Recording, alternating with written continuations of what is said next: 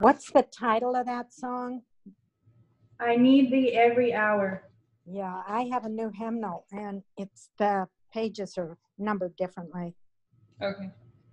So we're I ready? just look it up. Yeah, thanks. Yeah, I don't know what the other one. Is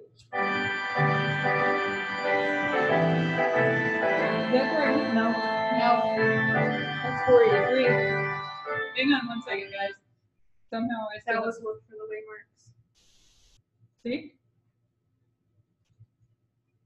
Oh.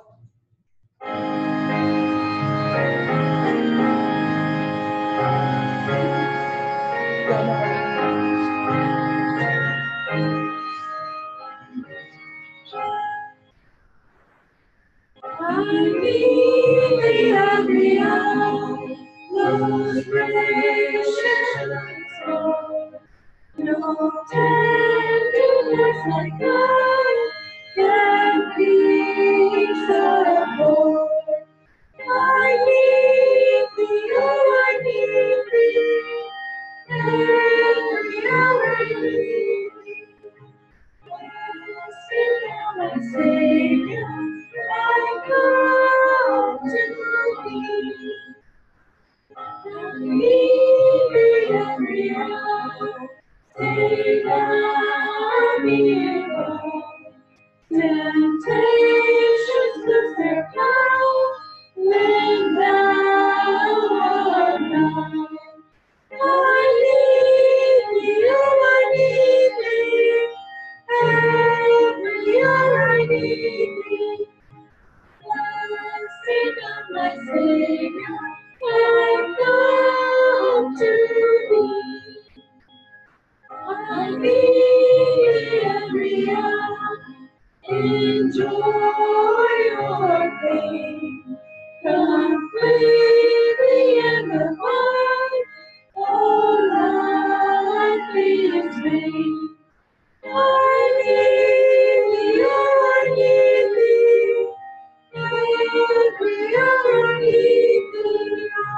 Blessed thou my Savior, I come to thee.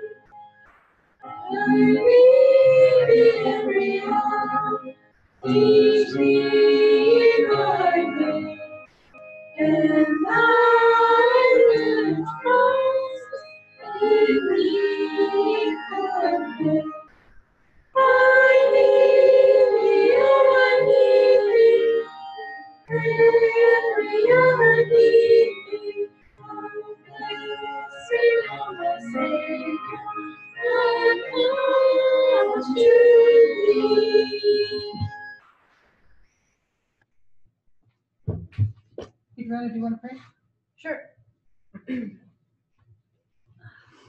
Dear Heavenly Father, Lord, I thank you for this day. I thank you for our healthy, happy meal that we're all able to have. We ask for the blessing of all the people that are able to be here. Lord, our minds are constantly on the times that we're living in right now and our message and everything that's happening so quickly, and how everywhere there's people who are fighting against this and struggling in mighty ways. Lord, we ask that you please be with these souls and please be with us, because we are always in danger of thinking we're safe when there might be another trial around the corner that we're not preparing for when we ought to be. Continue to be with us in your whole movement, Lord, as we struggle to stay on the path that you have us on. Continue to guide us every step of the way, and continue to guide us to the places that you want us to look at and to learn and to understand, like you have been. Every single one of us individually you've been working with to bring more information to this group, Lord. Continue to bless every single mind to be able to do this, and please help us all to be better and get better and attempt to and try to and make every effort possible to try to be teachers and help others around us who are struggling. We thank you for the messages we've had so far today. We ask for a big blessing on the one we're about to go into now, and continue to help us understand and keep these truths in our minds and in our hearts so we can recall them later and build upon this information. We thank you for your incredible mercies and your infinite love and guidance and patience. We ask that you continue to bless us with the Holy Spirit and your grace so that we can battle any temptations that come against us. And we ask that you continue to be with every single person who has questions, who don't have people to give them answers because we're all struggling equally, and all the teachers are busy and tired and exhausted, and we're all struggling to get answers, Lord. But you are there and you answer all our prayers, every question we have. Help us to take it all to you and get everything answered, Lord, and help us to have everything set right in our minds by the time our tests come. We thank you, Lord, so much for the Sabbath day, and we pray all these things in the Lord Jesus Christ's name. Amen. Amen.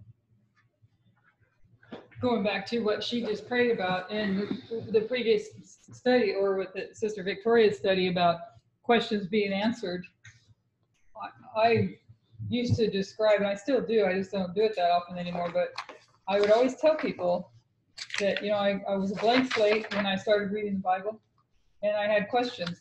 And every question I had, God always answered. And every answer always led to another question. We just need to remember the way in which he's led us before when it comes to, you know, the leaders can't get back to us on every question we have, but we all seem to be able to testify that sure enough, the next couple of days, the answer comes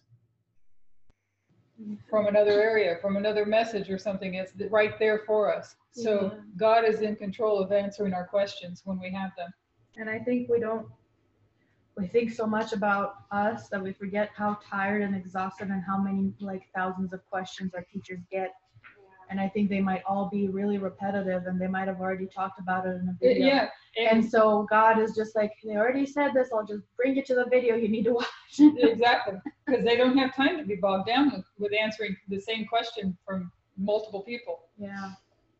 So, but I want to read something before I turn the slideshow on, just because I don't want to lose this on my phone, and I'm going to turn my phone over to a younger generation to help me with something afterwards. But this is an article. It's one of the ones that Tess refers to. I'm pretty sure it is. But Pope Francis again, and I posted it on Facebook for those that are on Facebook. Pope Francis again warns against nationalism. Says recent speeches sound like Hitler in 1934. Pope Francis called for a united Europe in an interview published by Italian daily La Stampa on Friday, saying recent political rhetoric has echoed that of Nazi Germany. I am concerned because we hear speeches that resemble those of Hitler in 1934, he said. Us first, we. These are frightening thoughts. It is not the first time the pontiff has made such remarks, but his comments published Friday came as Italy's populist government appeared to be on the verge of collapse. On Thursday, Deputy Prime Minister Matteo Salvini, the most powerful politician in Italy, called for Parliament to be dissolved and asked President Sergio Mattarella to order snap elections that could make Italy's government lean even further right. Mattarella has not yet signaled whether he will follow through on the call, which came after 14 months of disputes within Italy's coalition government. Tensions escalated this week after disagreement over plans for a high-speed rail. As a leader of the League Party, Salvini, who also serves as Interior Minister, has hammered home rhetoric that has drawn comparisons to that of President Trump, calling for Italians to put Italy first and launching a crackdown on immigration. He has banned migrant rescue ships from docking in Italy and shut down a migrant center in Sicily that was once one of the largest in Europe. Earlier this year, Salvini accused the captain of a humanitarian rescue ship carrying migrants of an act of war after her ship hit a police boat by the pier. On a visit to Washington in June, Salvini said Italy wants to be the most solid, effective, coherent, and credible partner for the U.S. In the interview Friday, Francis called for migrants to be integrated into society and said nationalism is an attitude of isolation. He has repeatedly expressed concern over what he sees as a rising tide of populism. In January 2017, in response to a question about populism, France told Spain's El País that before World War II, there was a people who were immersed in a crisis, who were searching for their identity until this charismatic leader came and promised to give their identity back, and he gave them a distorted identity and we all know what happened. The same year, Francis said that nationalist agendas risk thwarting the courageous dream of the founders of Europe. All right. Is that my echo or somebody talking? Sorry. But if he's now trying to appeal to Salvini, his calls may not find a receptive audience. Salvini has openly criticized the Pope, tweeting in 2016, "The Pope says migrants are not a danger, whatever."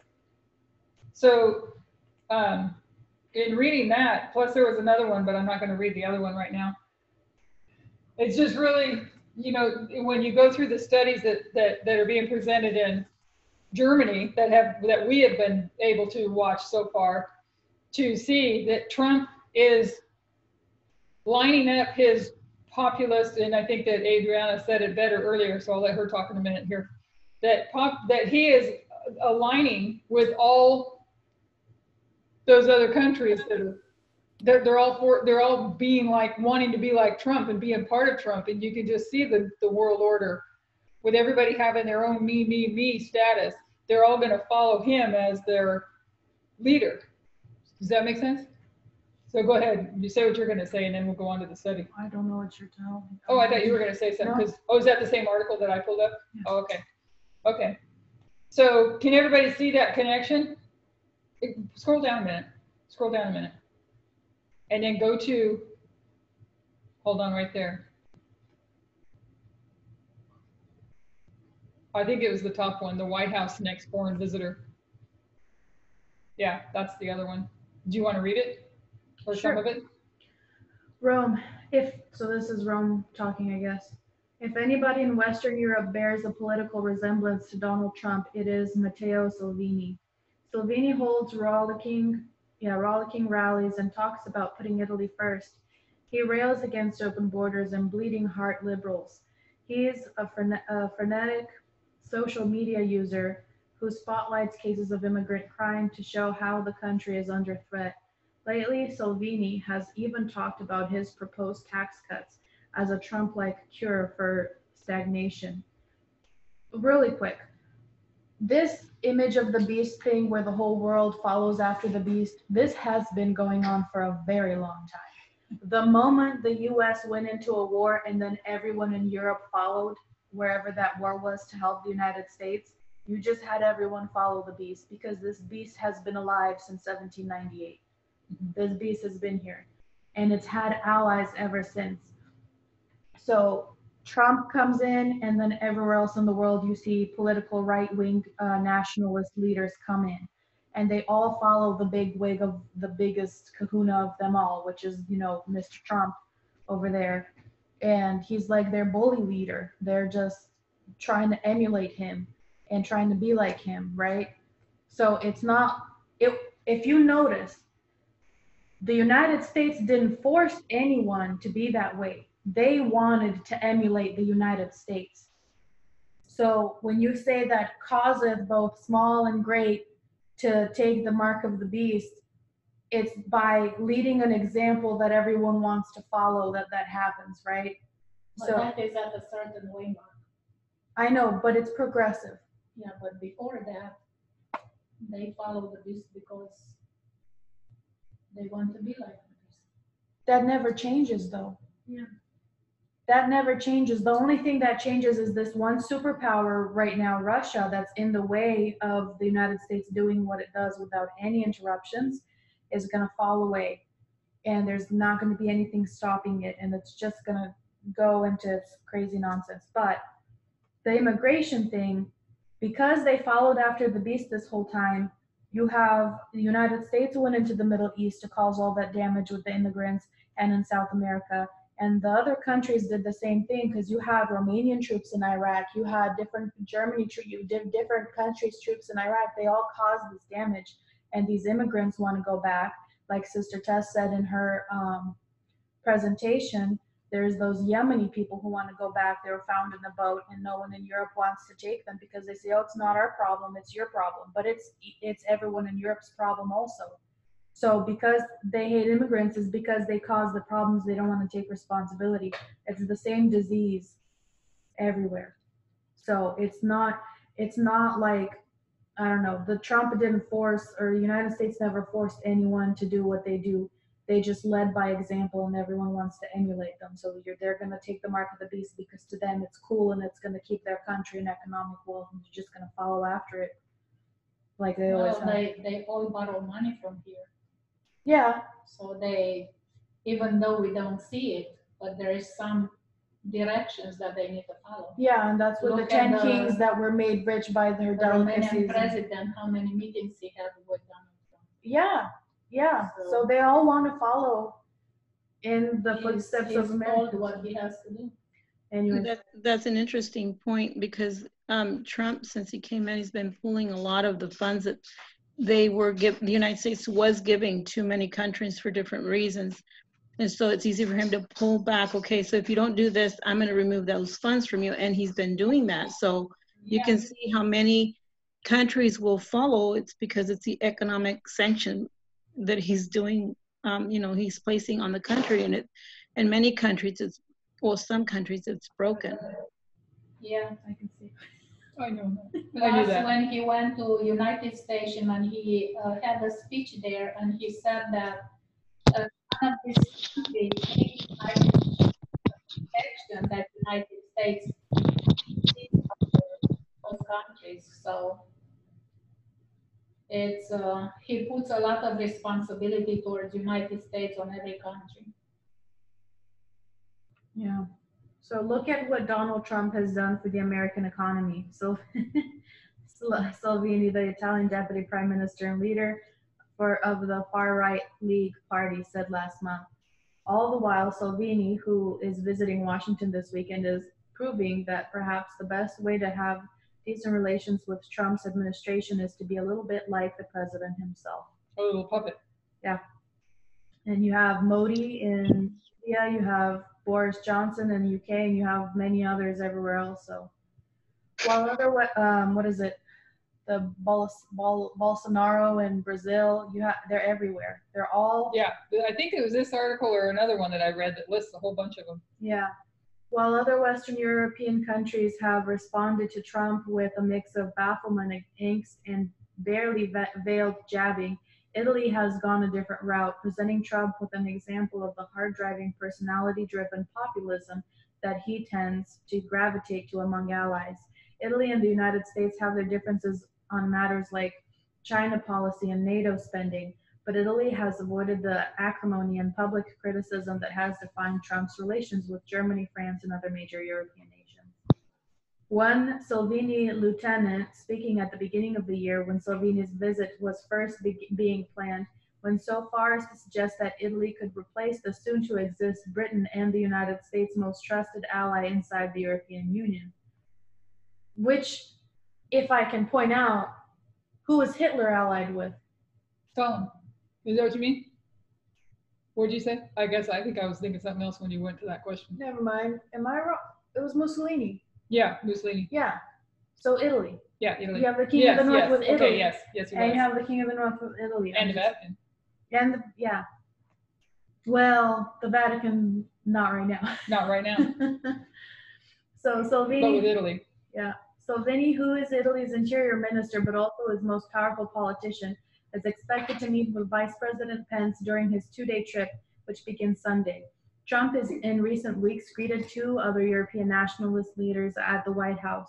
First, Hungarian Prime Minister Viktor Orban, then Polish President Andrzej Duda. During Duda's visit, Trump boosted military ties with Poland while taking a verbal swipe at Germany. The Trump administration is clearly cultivating a group of populists and building on the anti-immigration right-wing ethnic nationalism that the Trump administration uses at home, said Charles Kupchan, a former Obama National Security Council advisor on European affairs. Kupchan noted that the White House has put its diplomatic focus on governments like Italy's that are skeptical about European integration. This increases the tensions with mainstream European countries like France and Germany. Kupchan said because they see Trump as actively undermining the project that has animated politics since World War II. Italy has long been a traditional ally of the United States, but its politics have transformed over the past several years because of forces that would be familiar to Americans. Discontent with the economic status quo, distrust of elites, fear about newcomers to the country. Salvini has harnessed those forces to powerful effect, building his own party, the League, from a marginal player to the country's most popular. After his party's soaring performance in May's European parliamentary elections, Salvini posted a photo of himself standing in front of a bookcase with a Make America Great Again ball cap. He's not even, it's just so ridiculous. As well as a photograph of Russian President Vladimir Putin. It's amazing, isn't it? This is like, I'm here with my merch. You guys, I got everything. I'm on the big team. See? Yeah. I'm in team number one. It's like when you're going to a football game. You got their hat, you've got their finger that's pointing, you've got all their merchandise. Like, all right, I'm for this team. You're just saying, like, you're for that team. This is not, and I know that we all know this, but this is not just a USA issue. It's a world issue. And it may start here, but we should be able to see clearly that this is a world issue. The whole world is involved. That's why what they're doing is an oxymoron, because they're trying to bring nationalism into a global society, which they do not mix. If you're going to be a globalized society, you have to be globalized. You can't be nationalistic because it doesn't work on the scale anymore. There's immigrants from everywhere, all over everywhere now. You cannot now separate the rice from the wheat and just, separate them in their little corners, or separate your peas from your carrots. It's too late. It's in a stew. And like the Pope said, nationalist is we, me, I. Yeah. Conservative thought, like Tyler said. Conservatives be selfish. Anyway, Salvini shares some of Trump's political instincts, and he traveled to Pennsylvania for a Trump campaign rally in 2016. But he is hardly a political clone. Salvini's supporters note that he has been running the League Party since before Trump joined the race for the presidency. He is also more of a single issue specialist, having built his reputation for his hardline immigration stance. He is also notably cushy with Russia, something that may not bother Trump, but which does run counter to the wishes of some administration officials and the other U.S. politicians, analysts say. The trip is a way to show that Russia isn't a stockholder in the League, one Italian foreign missionary official said, speaking on the condition of anonymity to freely share his views. The official said Salvini is moving diplomatically to the Atlantic side as long as Trump is there. An analyst says Salvini will find receptive hosts at the White House, but he could also face pushback from some Trump administration officials for Italian policies, including a foreign policy and infrastructure agreement that Rome signed with Beijing this year. Italy has fallen well short of defense spending targets under NATO, amid criticism from Trump that European allies are overly dependent on US funding. But I wonder if they realize if their nationalistic views means that they should be able to support themselves and not rely on Trump. It's just so ridiculous. But Giampiero Masolo, a former high-ranking diplomat who is president of the Italian Institute for International Politics Studies, described Salvini as a pragmatic politician who knows Italy has to show its value add in order to deal with this administration. The American president himself seems to be less concerned about parliament alliances than his predecessors, Masolo said. These are times of more occasional interest-based alliances. No, not alliances for the sake of alliances. You have to pursue common interests, and those common interests may not last. So, that's that. So it definitely is a world issue, and the United States began it a long time ago, long before Donald Trump. We're just seeing the fruit of the work.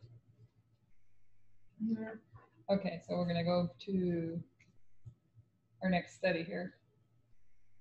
Any comments on that?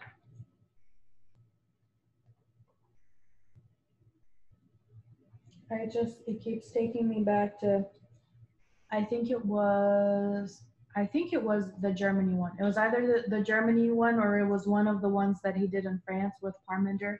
He said, we have this fairy tale understanding of how prophecy is going to get fulfilled, and we're not really looking at what the realistic applications actually look like. So I think we're what in this amazes- fairy tale land. Yeah, I think what amazes me when I watch these recent presentations, and we haven't even seen hardly anything probably yet, is how obvious it seems now what we've not seen for so long.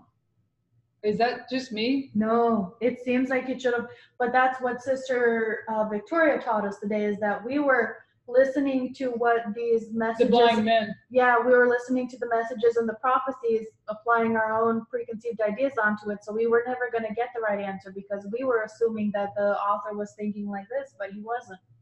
He wasn't thinking like that at all. And he always put it there plainly for us to read it. We just didn't use the right methodology. See? So we were listening to the Protestant understanding Yeah. of the Bible, so we were right with Trump going together. That's why we were so much on the side of the Protestants and the conservatives and thinking they would be our allies because we had the same mind and understanding that they did. Now we're shifting to where we should have been if we were paying attention to the way we should have been. Completely different from what we thought we were supposed to look. But also, I think we have evidences, at least in this Bible study, from what I've seen, that people are getting it and seeing the patterns. So God is working with us if we let Him. Yeah. So Amen. Okay, so we're going to go continue from today. This is failure and success part 2. So we're going to look at November 9 in upcoming studies. And I've gone over this point a couple of times, then this happens to be the presentation where she makes this point. We need to understand the 3 parts of the midnight. Got a, hang on 1 second. Not sure who. Christopher. That's what I thought it was. Okay. Hate to do it. Okay, Brother Christopher, we're going to mute you, but you can still hear. And I think you can unmute if you want, or text in the chat if you want to say something. We just had to mute the background noise out. And if you want to help me watch that, that would be great.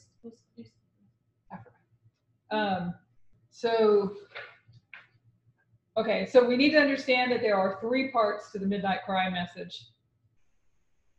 1 is the date.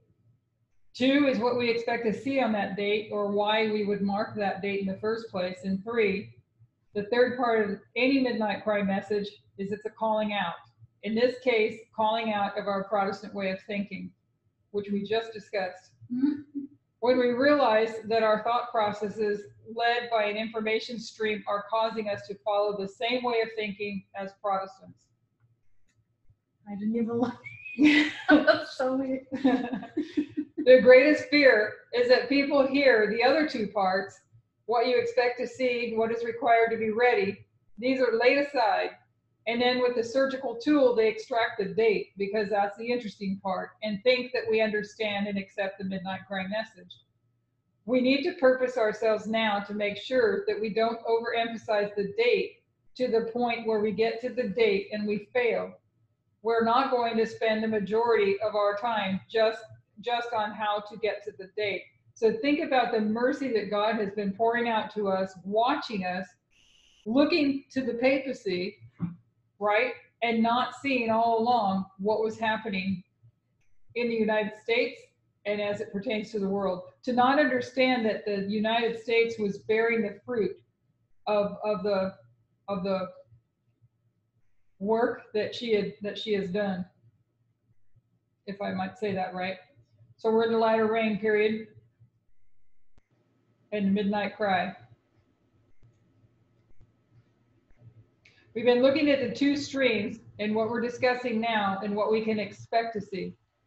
That's what we'll be focusing on in these next classes, what it looks like in our time. We remember that there's 4 battles, and we have already seen 2 of them, Ipsus and Heraclea, 2016 and 2018. So quick review of the class. We looked at 2 different compare and contrasts. We've been looking at Daniel 11:40, part A and part B, marking the time of the end, and comparing the king of the north and the king of the south in the 2 parts of these verses. We also looked at modern Israel, but in this verse it is specifically talking about 2 state powers. Daniel 11, it's looking at 2 state powers. Part A is talking about the deadly wound in 1798, and when we compare and contrast part B, is showing us the deadly wound of the king of the south. So we saw this in the last slide. You've got the king of the north compare and contrast in Daniel 11, verse 40, part A and part B. But you also then can compare and contrast the counterfeit king of the north with the true king of the north. And each one gives us more information. Then we compared and contrasted the secondary structure. We need to remember what we learned from this first structure when we took Daniel 11:40, part A and part B. We extracted one truth, a resurrection of the king of the north, which told us that the king of the south was going to resurrect. Then we took the resurrection of the king of the north and we did another compare and contrast. We compared and contrasted the true king of the north and the counterfeit king of the north. What truth did we extract from that? If we compared the true and a counterfeit, we've already said that one is modern Israel. What did we extract?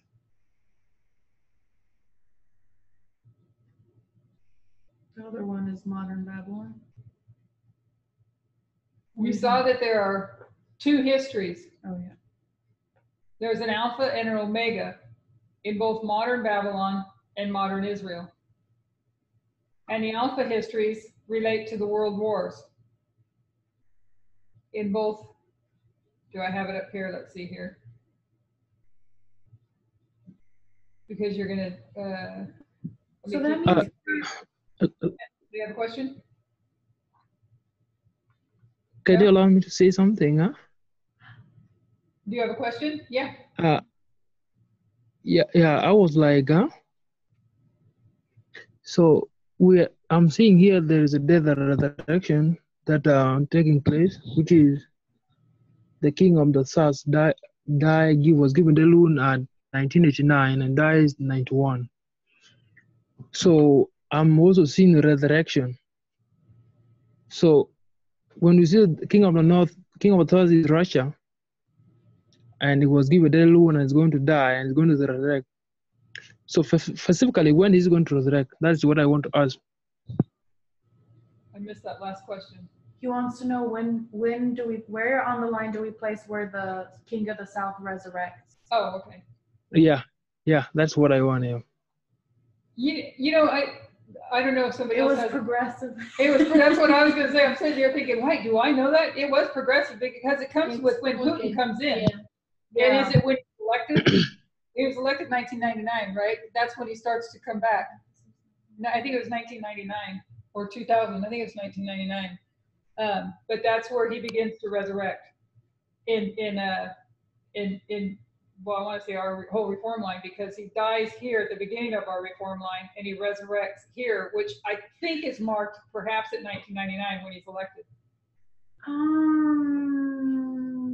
Okay, there's that principle that in our mind that when you're considering the resurrection, you die in that body. When you're going to rise in different body. So what I'm looking here is that when Russia died, he was the king of north in 1991. So when he's going to resurrect now, it's not that the same body that is going to resurrect with Russia. So because when you look at the contrast from the alpha there, it tells me that when the king of north die, now he's going to resurrect in different body. It did. And that is different. It was the USSR before, but now it's the Russian Federation. There was a change. It's a different entity kind of. When it resurrects in a new form, a new body. So the USSR, and that was actually, I don't remember what study it was. Yeah, it was in her study. But it was in the studies probably about 3 or 4 weeks ago, going through where she was really nailing down that point, that it's not, it was the USSR that died, and it's the king of the south loses its entity that it's operating out of, I think is maybe the way to say it. But because the king of the south was operating through the USSR, and so the king of the south receives a deadly wound, the USSR then dies. But the king of the south himself resurrects, but he resurrects in Russia. Yeah, that is a point. That is a point that I'm looking for. That one is, then if you're telling me that it died as a USSR, as a Soviet Union, now it's going to resurrect now in different, going to resurrect in Russia, then I begin to understand that from the Russian Revolution, from the beginning, Russia was the head of Soviet Union. But when those countries were swept away now, Russia is going to be the Pacific point where papacy is targeting, and that is going to resurrect the King of the South. So from that point there, I begin to agree that by saying Russia there now has a different body. Now those countries are swept, is going to remain Russia alone. And that this is what I'm seeing, because the way the line that we have drawn here, you can agree with what you're saying. Thank you. Yeah. Yeah, no problem. Yep. And if I can remember, when I go home, I'll try to remember or look back to which presentation it was that we went through this. But it was probably at least 4 weeks ago. So you can back up on the website 4 weeks to try to figure out which one it was, and you'll find one where she goes into it extensively. Okay, so let me figure out where I was at. So if we compare the true and the counterfeit, we've already said there's one is modern Israel. And what did we extract? We saw that there are two histories and an alpha and omega in both modern Babylon and modern Israel. And the alpha histories relate to the world wars. The reason we went to that roundabout way was because someone was asking why we were calling this a history of failure. We call it the history of failure because we're seeing it from the perspective of modern Babylon. Like when we look at Daniel 2 and we see the statue and the mountain. The king of the south doesn't even appear in that chapter. He's just a restraint on the statue in that history. The subject in that chapter is the king of the north. Is it in the PowerPoint on Putin? Putin part 1? Might be. That's Brazil School of the Prophets, number 27. No, I think it's got to be further back than that. Because it's been a few weeks. I remember us sitting over there when we did it. Oh. When everybody was here. Okay. So then we asked what the implications were in a history of failure and a history of success. We can look first of all at the history of Moses. We then draw the history of Christ to the cross. Next, we see the Millerites that take us to October 22nd, 1844. And last, we see the history of the 144,000. It was 22. Number 22. Yep. Brother Christopher, number 22. There was two of them back to back. One of them went into it, and the next one hammered the point again at the beginning. Mm-hmm. But this first slide has that death and resurrection slide on it. Okay. Yeah, because I know it was in a few studies. Okay, so then, and last, we see the history of the 144,000, or if we just consider priests, November 9th, 2019. We've got the Alpha here, ancient Israel, Moses, the Omega, Christ, and the Alpha of modern Israel and the Omega of modern Israel. When we considered modern Israel, the Millerite Alpha history ended in a disappointment. The counterfeit of these two histories, if we were to take World War II, we have Israel and modern Babylon. Hard to keep it all. There we go. And not mess up with my slide. Okay. So let's see here. The counterfeit of these two histories, if we were to take World War II, we have Israel and Babylon. And Babylon's Alpha history in the counterfeit ends in 1945. There's a failure in their message because what they had been led to believe is that the beast to choose is Germany and not the United States. You can see their attempts to use the United States, but America was not cooperating at that time. The papacy became impatient and moved to Germany. That history, and we can see that prophetically, as Adriana was explaining earlier, prophetically, the United States was always the beast that was supposed to be chosen. That history ended in failure and disappointment. What is 1945 in our history? And we've gone through that. It's Panium. At Panium, from the perspective of the King of the North, it's not failure, but victory.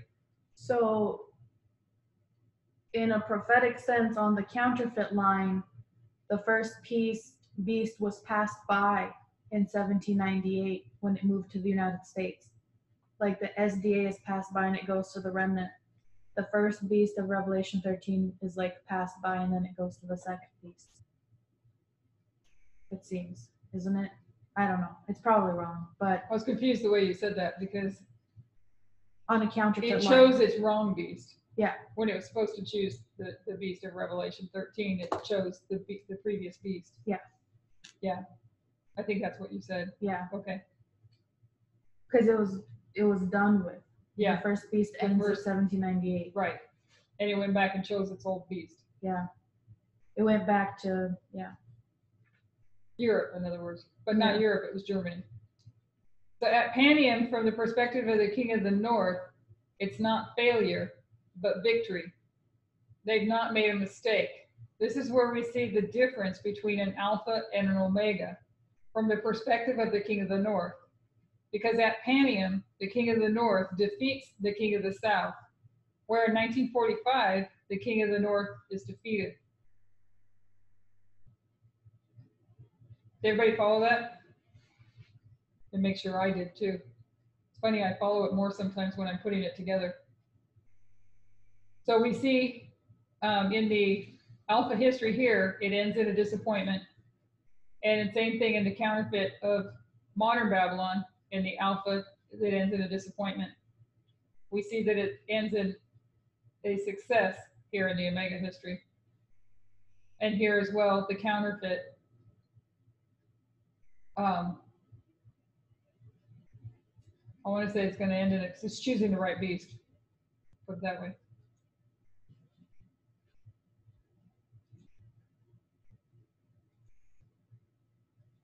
We all know what happened in Millerite history. On October 22nd, they're disappointed and there's a fault in their message. There are different ways we can see these histories that make them all important for us. We can see the beginning of modern Israel and say that that's the most important. It's the beginning of Adventism, which should really illustrate the end of Adventism.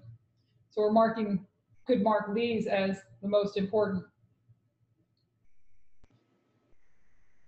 So this history becomes very important for us. Then we can also consider Christ's history and see that that is a history of success, or an omega history like ours. So this one becomes very important to us.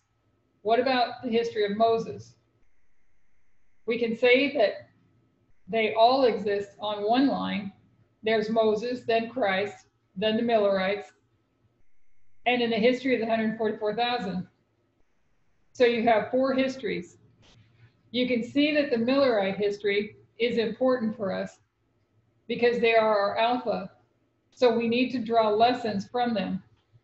We can also see that Christ's history is the only history that is a line of success.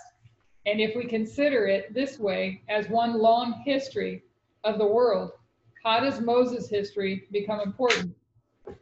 We can say that the whole history is a chiasm. We can see it from this perspective. It is Moses' history that's most important. But they all become relevant depending on your perspective. It's Christ's history that we're going to consider because this is the history of success, and we're discussing success versus failure.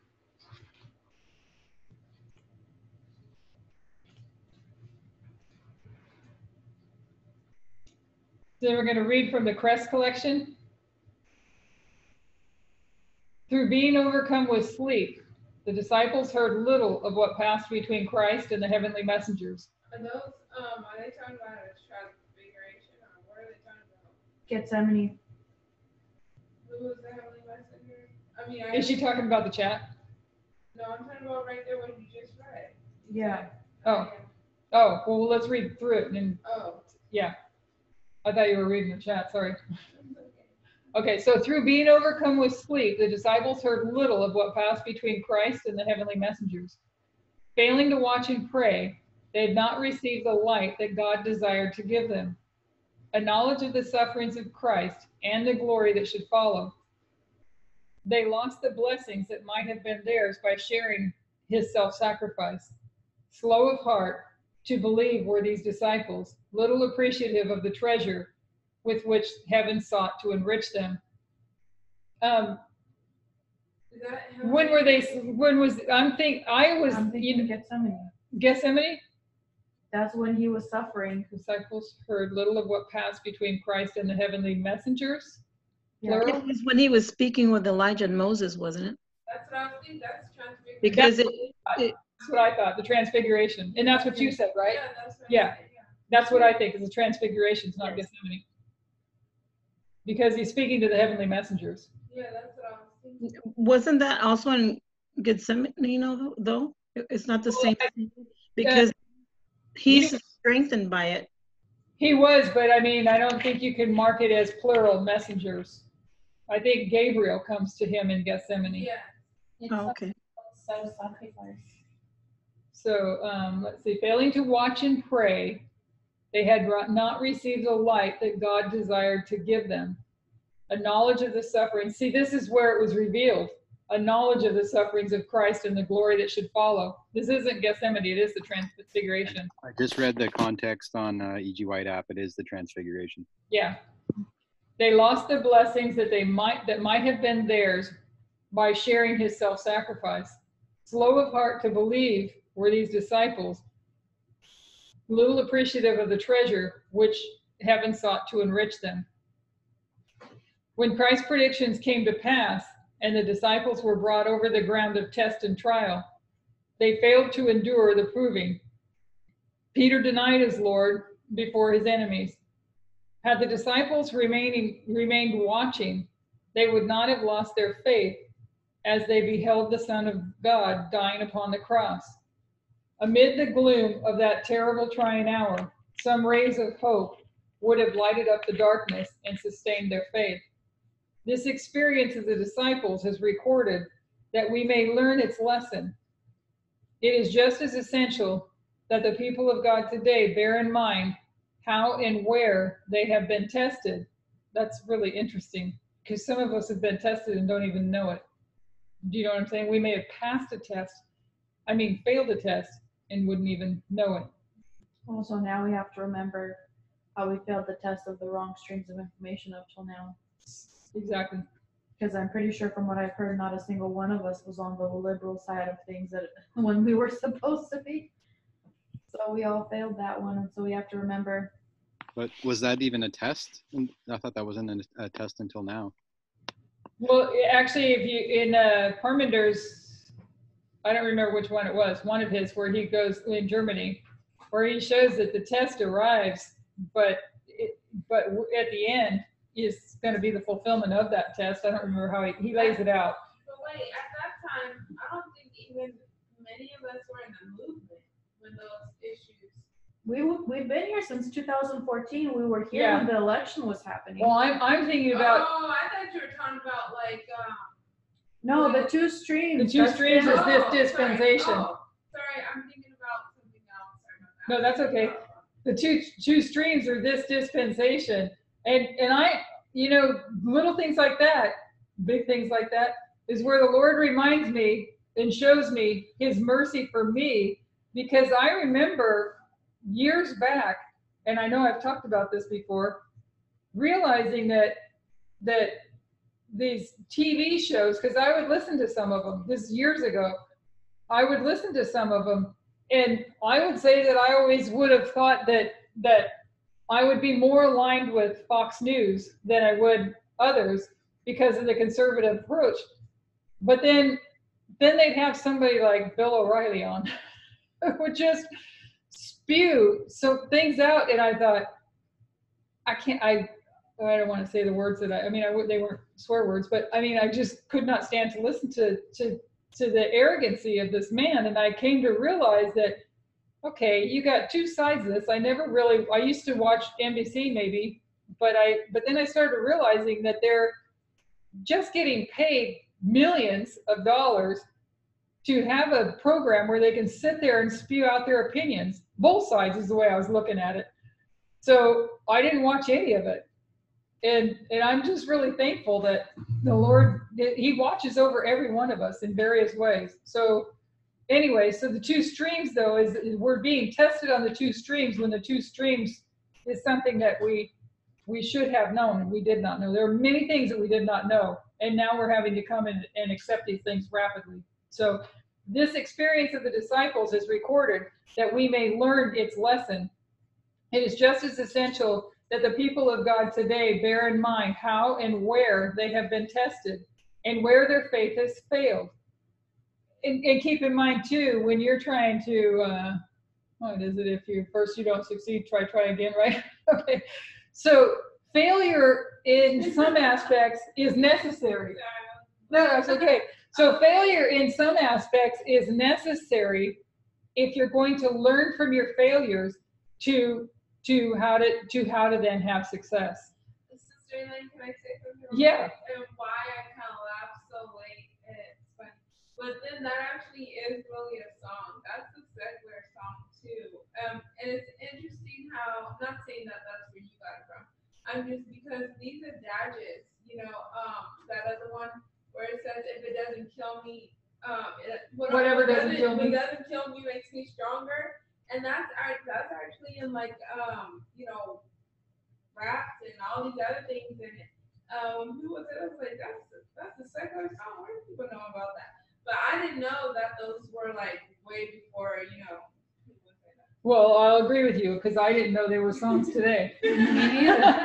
I just knew them from the past, knowing that I used a lot of them in my own too. And I would help others and tell them that without failures you can't learn. That's how you learn, is by making mistakes. So let's see, and where their faith has failed, where they have imperiled his cause. Because think about this, when I read this, they imperiled his cause by their actions, okay? By their failure. Think about that, what that means for us. He's going to succeed no matter what. But what does it mean for us individually? So anyway, so where they have imperiled his cause by unbelief and self-confidence, renouncing all self-dependence, they are to trust in God to save them from dishonoring his name. So I think that unbelief, doubts, and self-confidence are all things that we still have to be on our knees, asking him to search our hearts if any of these things still exist in any dark corner or crevice of our hearts. Because if they do, it's going to cause us to imperil his work. God sends trials to prove who will stand faithful under temptation. He brings us into trying positions to see if we will trust in a power out of and above ourselves. Everyone has undiscovered traits of character that must come to light through trial. God allows those who are self-sufficient to be sorely tempted, that they may understand their helplessness. He suffers the deep waters of affliction to go over our souls, in order that we may know him and Jesus Christ, whom he has sent, in order that we may have a deep heart longing to be cleansed from defilement, and may come forth from the trial purer, holier, happier. Often we enter the furnace of affliction with our souls darkened with selfishness. But if patient under the crucial test, we shall come forth reflecting the divine character. When his purpose in affliction is accomplished, he shall bring forth thy righteousness as the light, and thy judgment as the noonday. Amen. Amen. She says when Christ's predictions came to pass. So in other words, Christ made a prediction and it was fulfilled. He knew the date and he knew the event correctly. When the disciples were brought to the ground of test and trial, she says that they failed that test. Peter denied his Lord before his enemies. Had the disciples remained watching, they would not have lost their faith as Christ died. In the middle of that trial, some hope would have lit up the darkness and sustained their faith. She says this experience of the disciples was recorded so that we can learn from it. It's just as essential for us today to observe how and where they were tested and where their faith failed, because they put the cause of Christ in danger by unbelief and self-confidence. So we get to the history of the cross. And there is no mistake. Is there any mistake in the prophetic message? In the prediction, either the time or the event? No. But they failed because they were not watching or listening. They were sleeping and holding on to their preconceived ideas. So this testing time that we're in right now is, maybe somebody can help me to understand this, but when watching Parmenter's classes, I think he's laying this out as the Mare experience. Daniel 10, right? What we're experiencing now. Mm-hmm.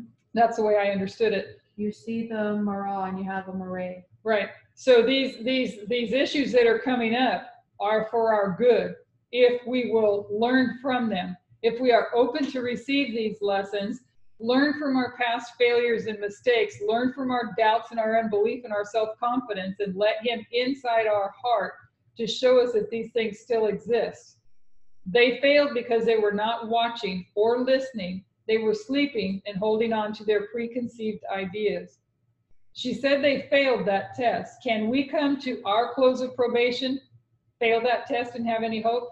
So then if we're, because we're the line of success and because we're accepting this now and going through the situation with getting our prejudices out of the way, that means that we're passing our test, which is going to have, because the disciples, they failed because they should have known what was about to happen, because there was something that was about to happen that information was supposed to help them for. So if this is our information we're getting now, and we are the history of success, so we are learning it when we're supposed to, then what's about to happen after November 9, that this is what we're going to need this prejudice thing figured out for. That's one. And then two, we know wow. So because I keep forgetting this, but it's really becoming clear the people in this message who aren't accepting this, they're getting so angry about it and they're going to get rebuked, and those ones that get rebuked go and report on us out of their anger, like Judas did to the leadership of the Adventist church. And they might not have any power over us because we came out, but they have power to sway the minds of all our family members and friends that are still in there. So everyone who knows us, they're about to come down on us. I think after November 9, it's going to be a huge situation. Yep. Whoa. Everything's fitting It's together. going to get a lot worse before it gets better. Which, And to think about what we're literally witnessing and living in this time right now, we all know someone, each one of us individually, that have been along in this message, that we're watching them go through this and resist and reject. And I'll say it, I've said it before, long ago, but never has it been more serious. That can happen to any one of us. So remembering that, what were they doing? They were sleeping. They didn't let go of their preconceived ideas, because the blind is who they learned from, right? And they carried on with those blind ideas. And going back to even John the Baptist gave them wrong ideas. What does that say? He had preconceived notions as well. That's right. So God wants to strip us of all of that we can be prepared to serve in this great work. So it should be very humbling and also fearful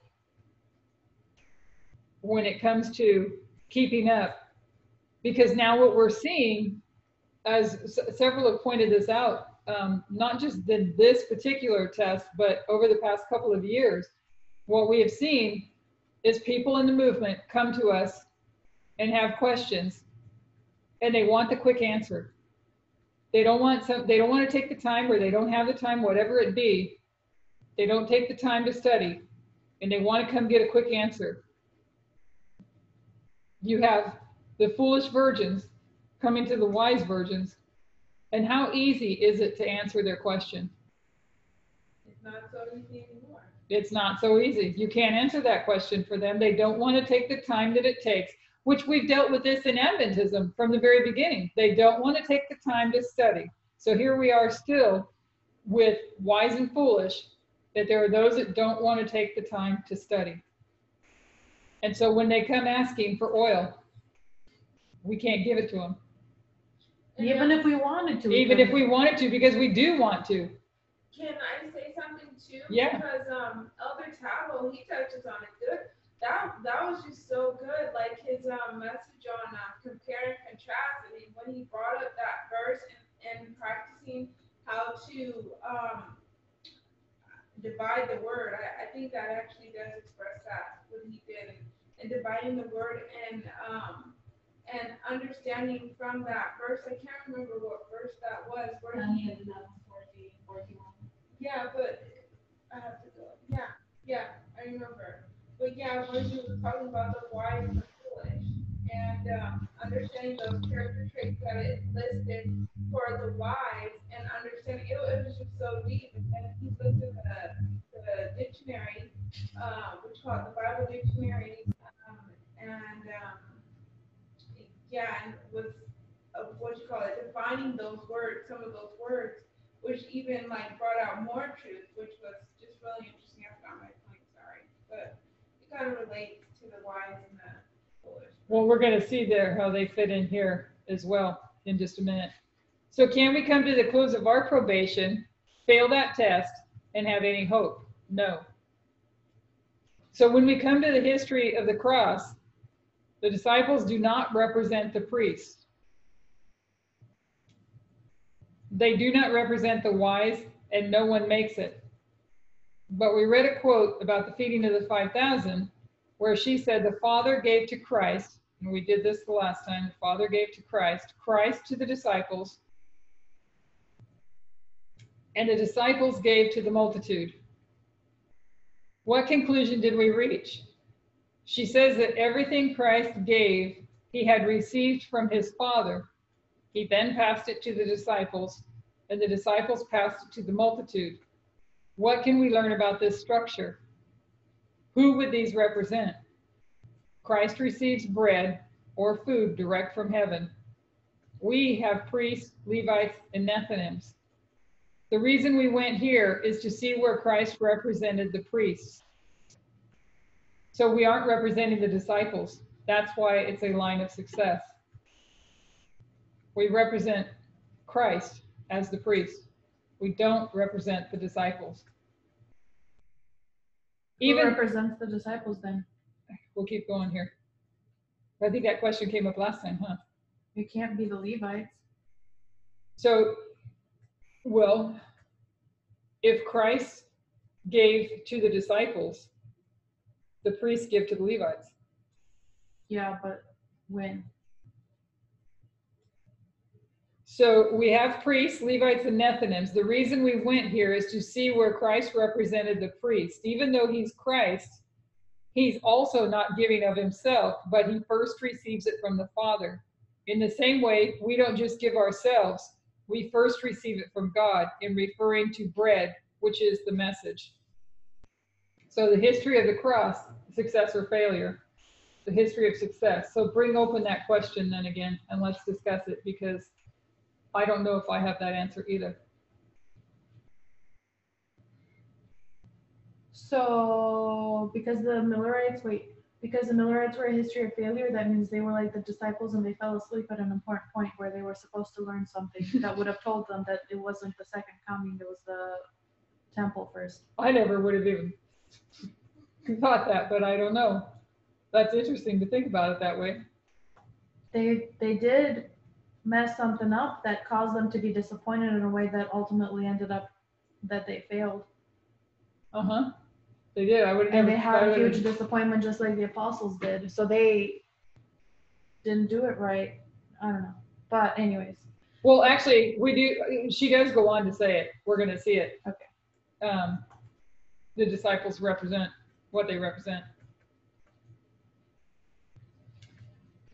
Christ triumphant in death.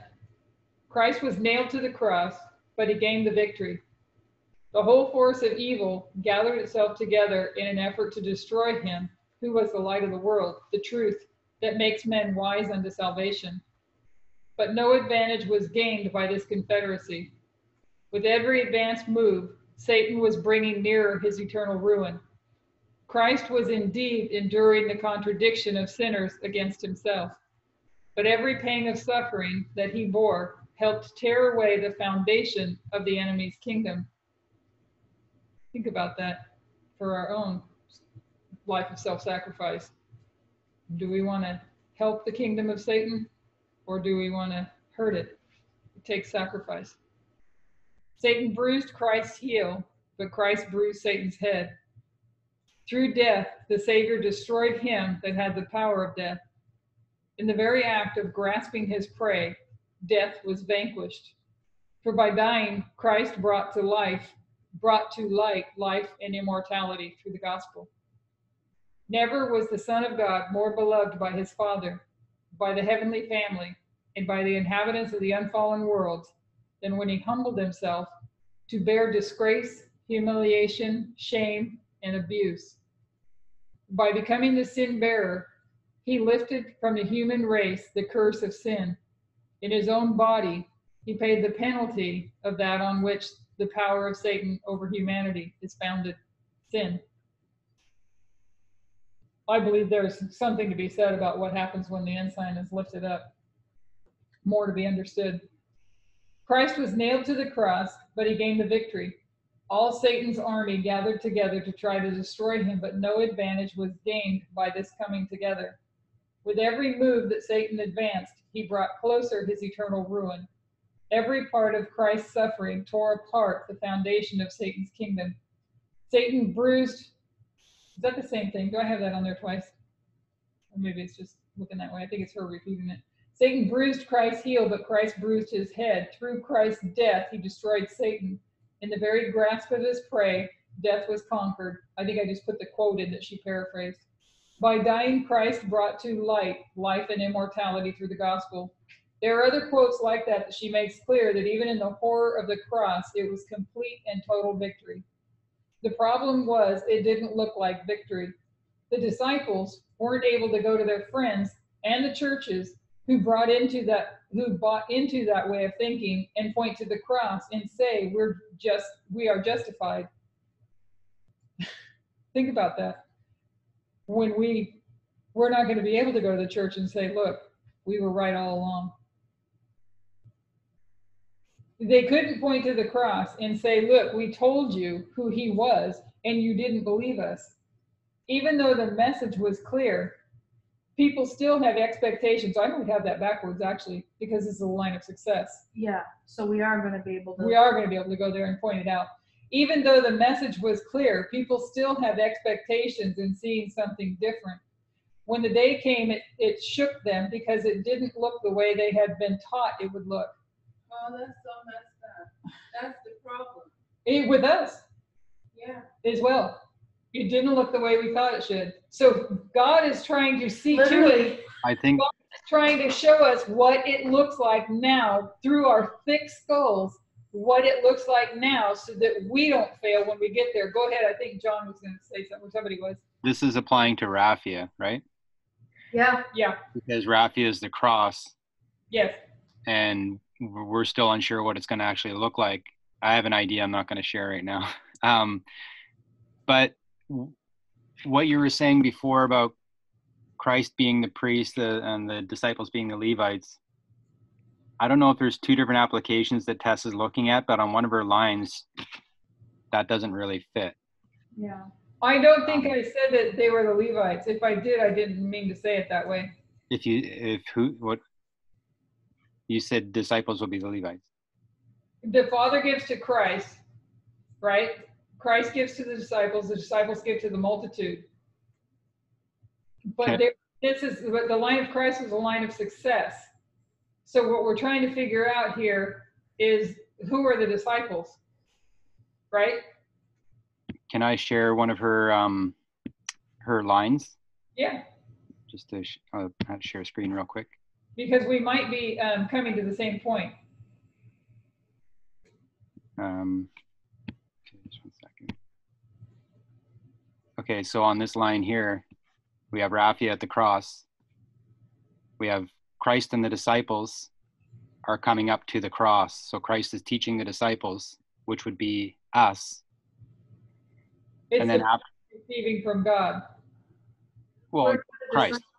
We're receiving from Christ, right? So the disciples on this side of the cross were receiving directly from Christ. Then these disciples went to the Levites, the church. Can I? And just hang on, I'm not finished. One thought that I had was that Christ here is the teacher and the disciples are the ones that are learning. So we have teachers in the movement, and then we have the disciples. The disciples go to the Levites, and then the Levites go to the Nethinims. Well, So go ahead. At 9, on November 9th, this is what we're supposed to be learning about. We don't know what it's supposed to actually look like. The disciples didn't realize, and this is the literal, so that Christ was going to die. They didn't actually realize it, but that's what happened. So that was their disappointment. The same as us, November 9th, we don't actually realize what's going to happen. I'm not saying literally that our teachers are going to die, but something's going to happen that would reflect the same disappointment. So she's making two different applications of the same line then, because in the one that Elaine is talking about, we are Christ, we're not the disciples. The disciples were the foolish. failure. They were a failure. Yeah. Then I find that, how does that make sense then if we're both Christ and the disciples? That's what I'm saying. Because we're not the disciples, we're Christ. That's what I'm saying. Then who are the disciples before Raphia? We're going to see that coming up in the slide. Okay. A couple of slides. I don't remember how far in, we might be almost there.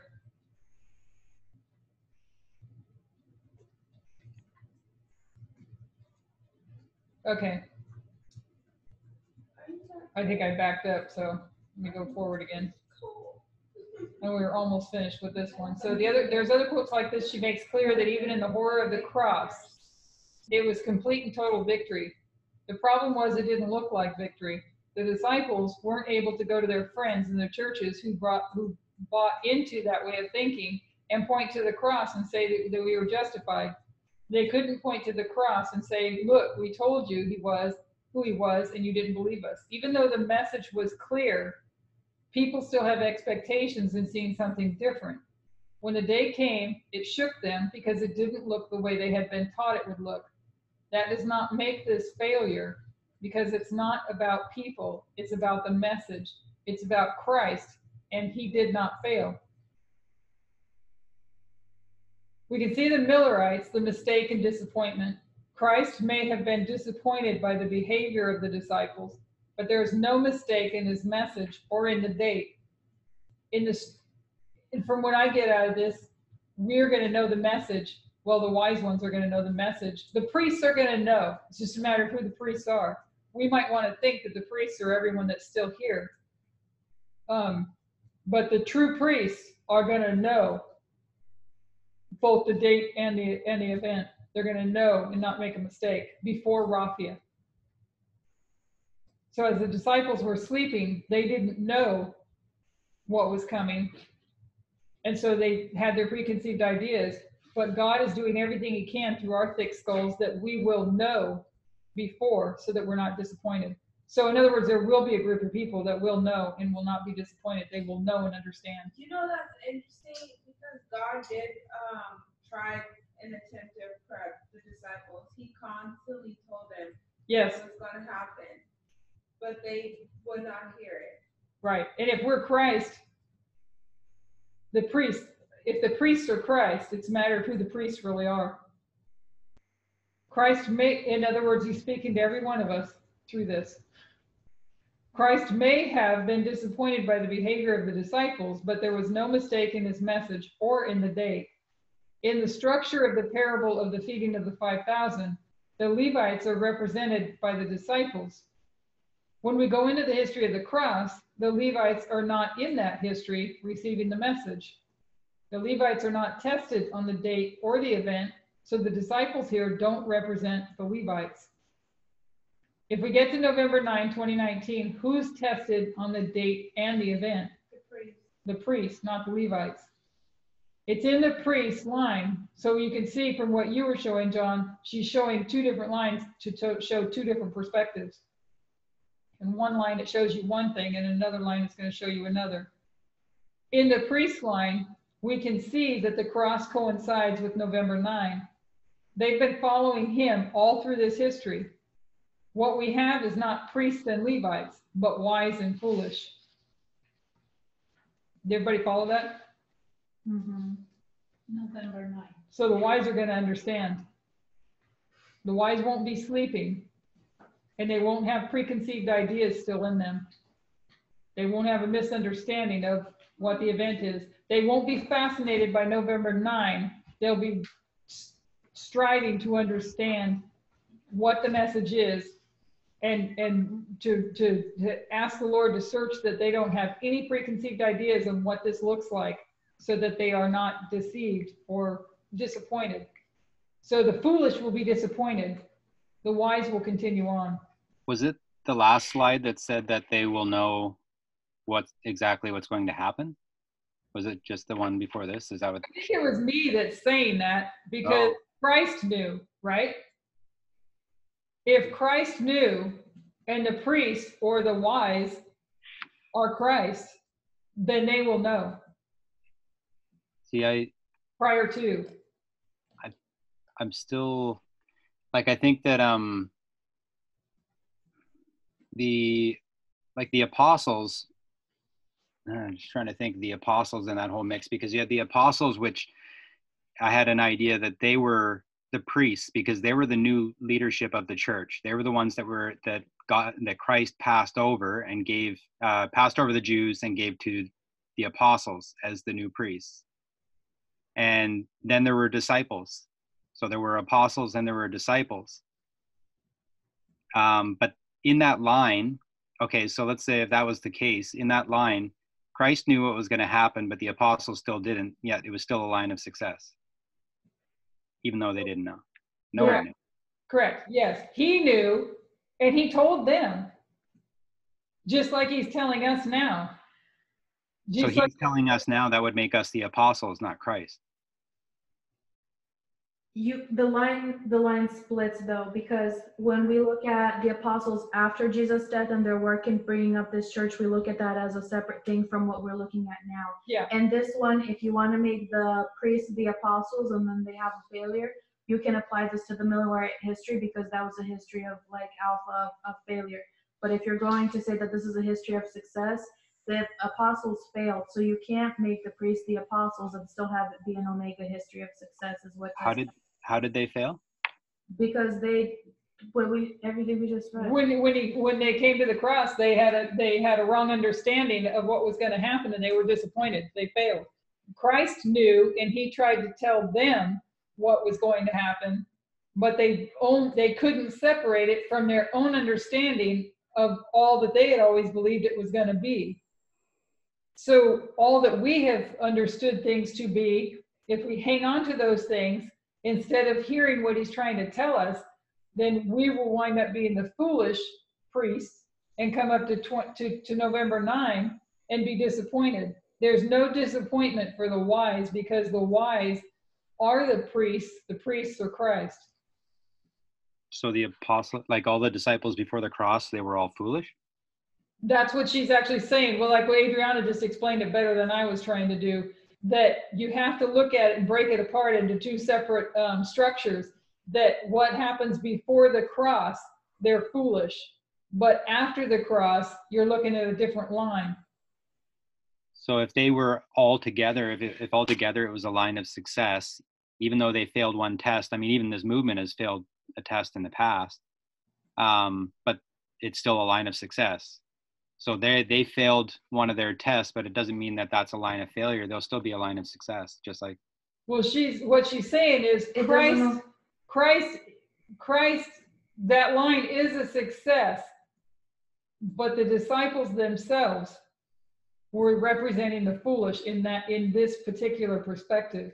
The disciples themselves, because people were asking the question, like you're asking now, like we would all be asking, is how can you call it a line of success when the disciples were disappointed? They had a disappointment.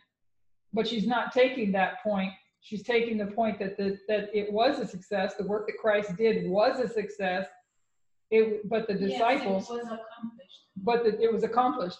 But the disciples could have known what it looked like had they been able to hear what he was telling them. But they had preconceived ideas in their own mind and plus they learned from John the Baptist. And they had their own ideas of what this was going to look like. Christ was going to come, be king, and conquer Rome. So when he goes to the cross and he dies, they're disappointed. He told them he was going to go to the cross and die. But they didn't understand what he said. So what she's saying is that the line of the 144,000, it's a line of success because the priests are getting directly from Christ, directly from God. Yeah, they represent Christ. And they represent Christ, and it's a line of success. So in other words, there are priests among us that will, there's wise and foolish is what she's saying. There are priests among us that will take heed to the lessons here that we're hearing, that they were not watching and they were not listening, they were sleeping, they were holding on to preconceived ideas. Can we come to our close of probation, November 9, and fail and have any hope? No, because he's telling us through the Midnight Cry message what it looks like. So that he gave us the date, November 9, back in October, right? He gave us the date. Many of us took that date, and it means everything to us when what Tess is trying to emphasize is it's more about what the date represents and than it is the date. Because if you don't know what the date represents, and that's what this whole past year is about, is teaching us what it represents. Like, for instance, thinking that the papacy is going to come in and make a Sunday law, right? All these things that we're learning, understanding that wow, this is about the United States. The United States is Babylon. The Protestants are Babylon. It's not about the papacy. We have the papacy out there giving a message that this nation is speaking like a dragon. This nation is speaking like Hitler. So if we have our preconceived ideas, we're not going to hear and understand the things that we're supposed to be understanding to be able to know what to expect on November 9. And you know what? That just makes me think that goes even farther because God is going to reveal his time when he comes. This time. And the 144,000 will know that day and time. And so that's interesting how these are stepping stones to get to that ultimate moment where God literally comes back, the second time. Yeah. Can I just add one more point? Or one more, I guess more of a question, because I'm still kind of confused. If I'm sorry to carry it on. It's just. No, it's okay. It's okay. In my head. We talked about asking questions, remember? Yeah. Okay, good. So if we have preconceived ideas that we need to get straight, again, I don't see how that makes us Christ. I see that as making us disciples. Because Christ didn't have any preconceived ideas. He knew his mission right from the very beginning. Well, not everything transfers over. Remember when we're talking about parable understanding? That's where I get confused, because it's almost like as soon as there's a place where that line of thinking doesn't work, then we throw another line in. And that's where I get kind of confused, is like, if it doesn't flow, I just don't, I'm just confused. Well, if you have the wise and the foolish, right? And that's what she's coming down to, saying that what we have is not priests and Levites, but wise and foolish. Mm. So if you were to take it from that and looking at the disciples, all of the disciples failed, right? But you're looking at our line now, and we know it's a line of success. If we represent Christ, I think maybe the confusing or the challenging part is because is everyone in the movement going to make it?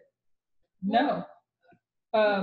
Everyone in the movement is not going to make it, because still, look at the issue of dress that's come up. Look at the response and reaction. Look at the fallout that happens because of it. Look at the fallout of the Sunday law issue. These fallouts, these are things because God is saying, look, this is what it looks like. And I'm calling you all to get into line. And if we're getting into line, he already knows, we talked about that earlier. He already knows when she talked about predestination in Romans chapter 8, he already knows. So in this movement, there are still wise and foolish, but the wise are going to understand. And isn't that what it says in Daniel chapter 12?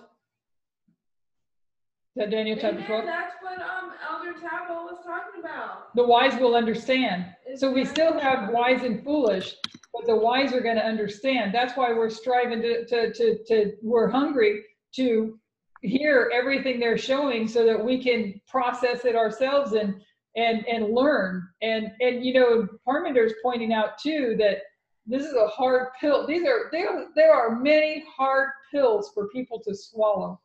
When he says you can no longer separate the message from the messenger. And I don't know if I'm going to pick up the right point that he's making, but God chose a messenger. And at this point in time, is he going to bring, and I think you know this too, John, because I think we had this discussion on Facebook too, that is he going to bring in error at this point in this movement? He's protecting and guarding it. See, along that line of thinking, that's where, because we had talked about Elder Jeff being John the Baptist and Parmenter essentially being Christ, not literally. Right. So if he's Christ, then I still don't see why we wouldn't be the disciples, even though there are wise and foolish disciples. But wouldn't he still be Christ, and he's the teacher? We're only 144,000. Yeah, if you're part of the 144,000, you're following the Lamb whithersoever he goeth. So there's no equality, no what do you call it? No not hierarchy, but he may be our teacher and help and be the chosen one to teach and lead us. But eventually, we're all going to be part of that. Go ahead, you're going to say something. Yeah, so when it comes to transferring all the aspects of a parable over to our line, there are certain things that they just cannot transfer over. Like if you have a shepherd and his sheep and you compare it to Christ and the people, human beings cannot be actual sheep, the animal.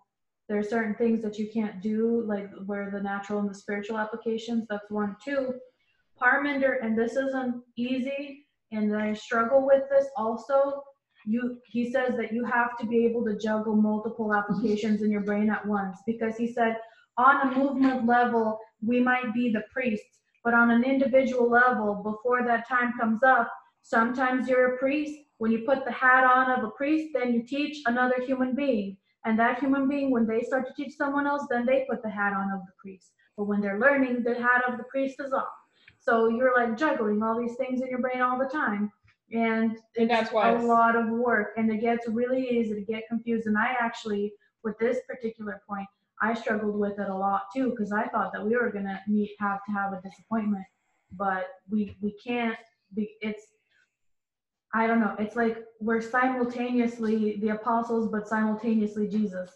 It depends on what our job function is at what time that we're doing it.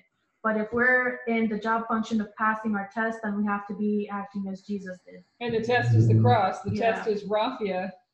And the priest, the wise priest, will have a right understanding of what Raphia is, what November 9 is. They'll have that right understanding.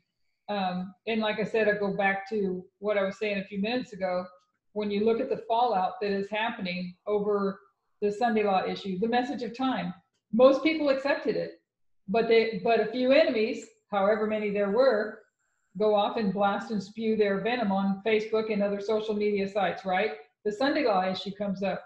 And you look how Satan was trying to snag people into it as well. And what begins that snare is a doubt. And that was in the chat earlier, a doubt.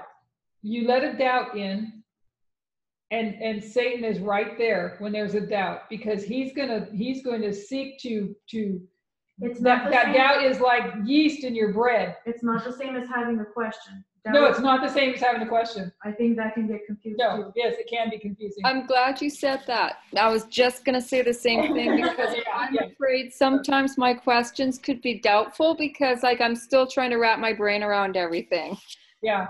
Well, what I'm saying is I don't think that it's wrong that you come up, because when the dress thing came up, or the Sunday law thing came up, It's not really a Sunday law. You know, some people are like, no, wait a second here, you know, but they go back and they study. We kind of talked about this theme, I guess you would say, They wait a on couple the of weeks Lord. ago. They wait out, wait on the Lord, instead of letting that doubt become, like I said, like I started to say, doubt is like a yeast you put in your bread and it's going to grow and ruin the whole lump, right?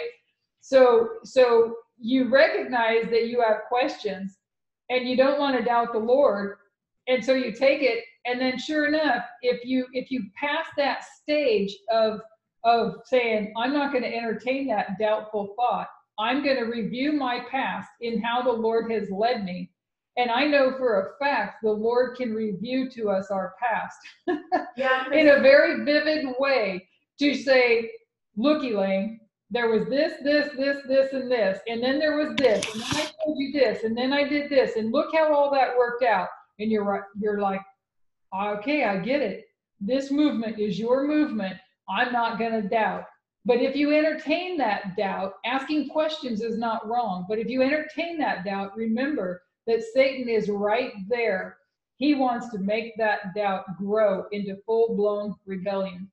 If Abraham, when God told him to take his son up on the mountain to sacrifice him, if he had stopped and not gone up the mountain because he didn't understand, then he would have failed the test. But he didn't understand, but he went forward anyway. Mm-hmm. And because he knew God was going to reveal it to him in time. So the way I have a question about the disciples' failure.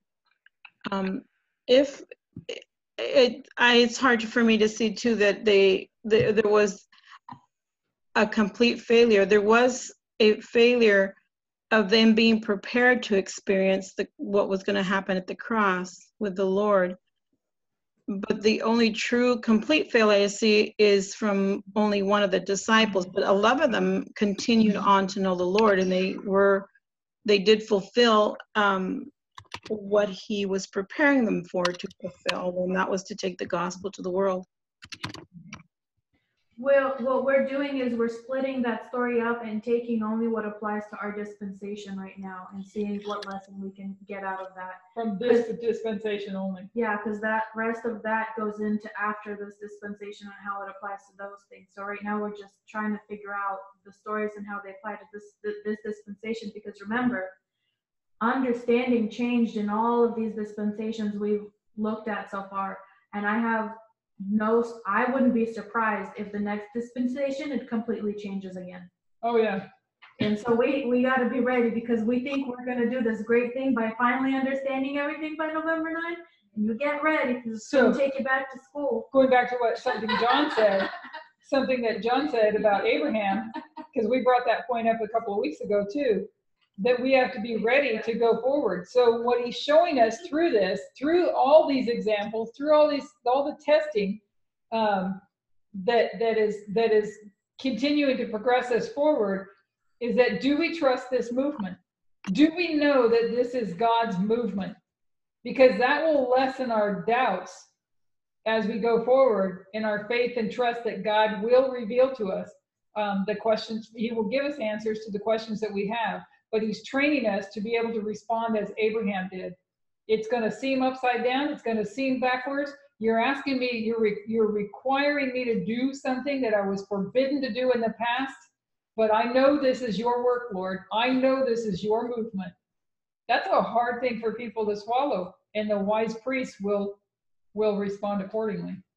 Another interesting point is Ellen White, when I think it was before, was it when did she understand? She had the mental block, right? And she couldn't understand anything that they were studying. She was just there participating. So she didn't give them the answers. God would reveal things to her. She'd have a vision, she'd share it, but she didn't understand what they were talking about. It wasn't until she healed Jay and Andrew's father in his room. I forget what he was sick with something. She put her hand on his forehead and prayed for him, and then he was healed. But she didn't understand anything up until that point. She said from that point forward, she was able to participate in the studies. So I don't know if it's a direct connection, but every time, I think when I get a mental block, there's two choices. You can either let it hold you up and you stay right there and you don't go forward until you understand. But it could be a test, and God's saying, well, what about your faith? You keep going forward with faith and he'll reveal it to you. And he can put a mental block on you. So something like this, I'm feeling a big mental block, but it's, you know, it shouldn't be enough to stop everything that you've seen in the past. Amen. So you go forward in faith, and he will reward you for your faith. Amen. That is very good. Praise the Lord. Yeah, I never thought of it that way, but I've had those mental blocks. I've had, yeah. And that is totally an opportunity for you to test out your faith. That is totally what that, because there's things where I'm like, this is plain English. I should be able to understand this. Something's not letting me. Like, wow. So now that we've gained a little more understanding of the history of success and failure, we're going to go forward in continuing to study these histories. What we're going to look at are the battles. We can start to see what the third battle looks like based on the first two. So the next battle to look into is Heraclea, and we know that's already past 2018, but we haven't studied Heraclea yet. When we get to our history, the king of the north and the king of the south have been in an alliance. They fought one battle side by side, then their alliance starts to break down. We can see that what's causing that strain is the dividing up of spheres of influence and payment to the king of the south for his help or services.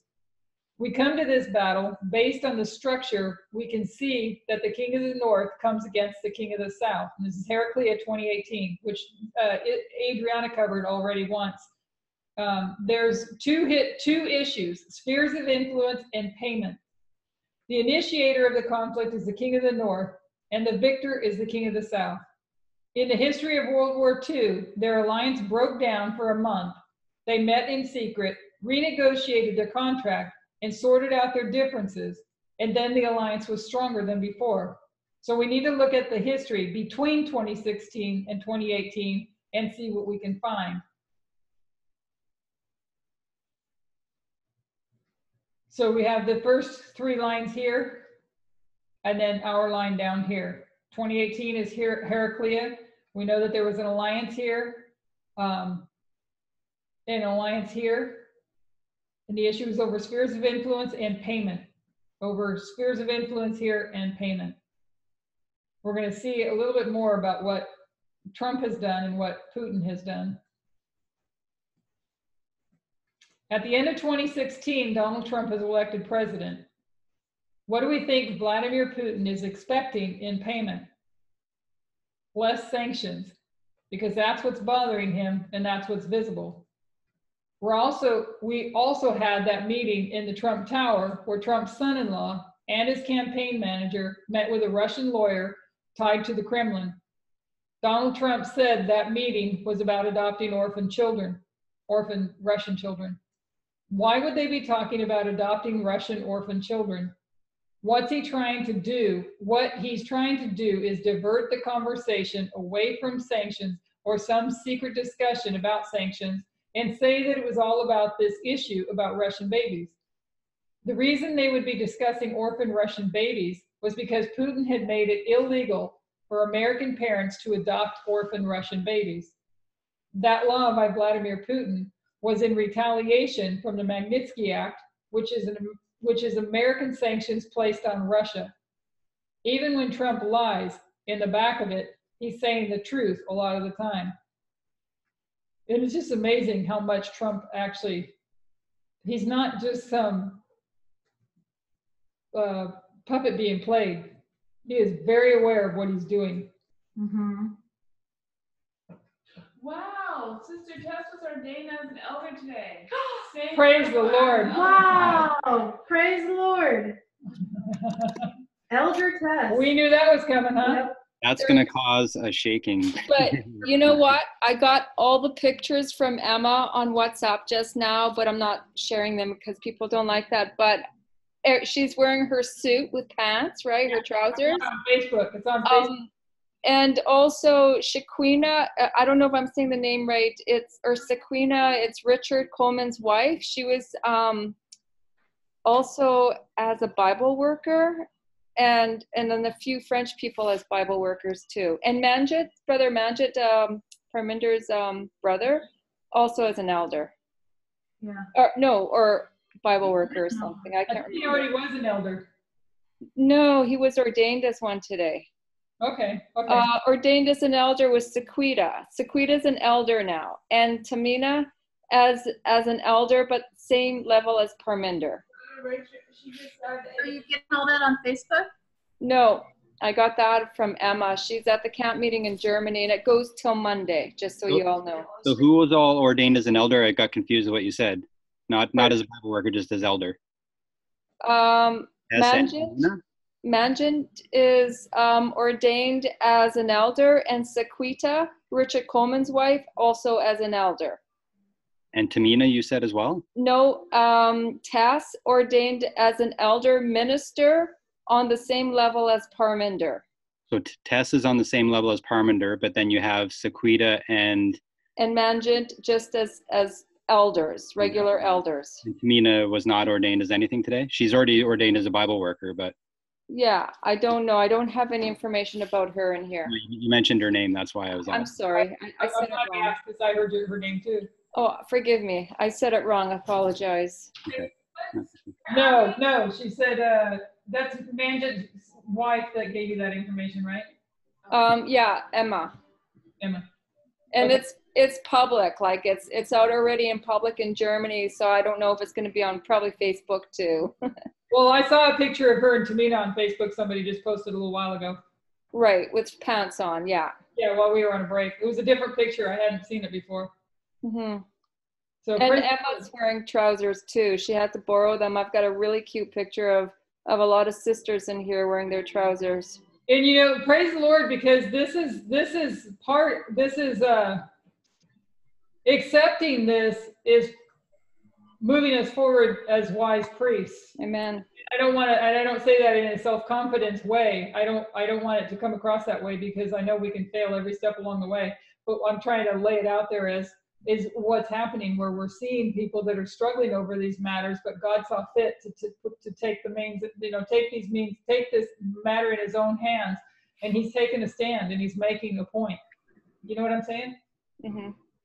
So praise the Lord. Amen. I'm sorry, that is completely new to me. I have not gone over the videos. Was that Sister Patty? This is Patty. Yeah, sorry. That's another No, story. that's okay. Like I said, there's things we don't know, we don't understand, and for me, is like, why would God change it at this point? But I'm not going to take the time or your time from where we're going studying. We will give you the presentations to watch. Okay, if you send them so it makes a shortcut, I don't have to look for them, that'd be great. Okay, we will do. We'll do. And I can tell you right now, or somebody can put it in the chat, probably in the France School of the Prophets, number 35, 36, 37, 38, and 42. Oh, put that in the chat, please. Write those numbers in the chat if you don't mind, somebody. I think Adrienne is going to for me. One more. Thank you. 30, France School of Prophets, 35, 36, 37, 38, and 42. That's kind of where it first began. And so many of us knew that was where it was headed to. It's about equality, Sister Patty. It's not about dress. It's not about skirts or pants. It's about equality. And God is restoring equality from His eyes in order to go and do this work. So there's a lot more to it. It's more than just the dress. Yeah, and I guess my perspective is as the people we're representing on behalf of God, and I don't, but I'll just leave it at that, and I'll go study. Okay. And if you have questions, you got a few of us, our email addresses, and feel free to ask questions during the week, and you'll be on the studies during the week too. So. Okay, thank you. You're very welcome. Now that we've terrified you we encourage you to ask questions, terrify you to doubt, right?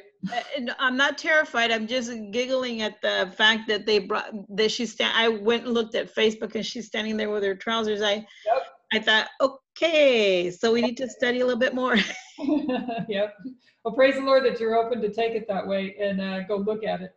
Yes. So, okay, so let's see. Talking about the Russian babies. So that law about Vladimir Putin was in retaliation from the Magnitsky Act, which is American sanctions placed on Russia. Even when Trump lies, in the back of it, he's saying the truth a lot of the time. So if they're talking about adopting Russian children, it's directly tied to the issue of sanctions against the Russian government. It's been clear to the last years of history what Putin is trying to have removed. Many people ask the question, what does America's adopting Russian babies have to do with this, and how does it affect the US? But many see it as a cruel thing to do to parents seeking to adopt these babies. So it does have its effect on the US, but directly linked to sanctions being removed because of the Magnitsky Act. It was more meant to be an act to irritate and cause an issue in the United States. There's a question coming from the audience. If there are other countries to adopt babies from, how is it an irritation to the United States? The question is, how can we be sure that that is their response to the Magnitsky Act? Okay, so I just put a few graphics. We're going to have some more coming up. These are the ones that were the participants in the Trump Tower. There are several articles, and I'm going to put the links in here, and the links are in your notes that you can click on to read more about these things that happened. The Russian ban on U.S. adoptions becomes embroiled in Trump controversy, and why does the Kremlin care so much about the Magnitsky Act? And you can also, we did in previous studies cover, and I know Adriana has as well, the Magnitsky Act and what that was. And it's too much for me to go into here when it goes into Bill Browder and the lawyer, his lawyer that was killed. But anyway, there's a whole lot more in the Magnitsky Act and who Bill Browder is. So for anybody new, do some research on who Bill Browder is. We just don't have time in this study to cover that. It wasn't something that was secret. December 27th, 2012, a Russian measure bans adoption by American citizens.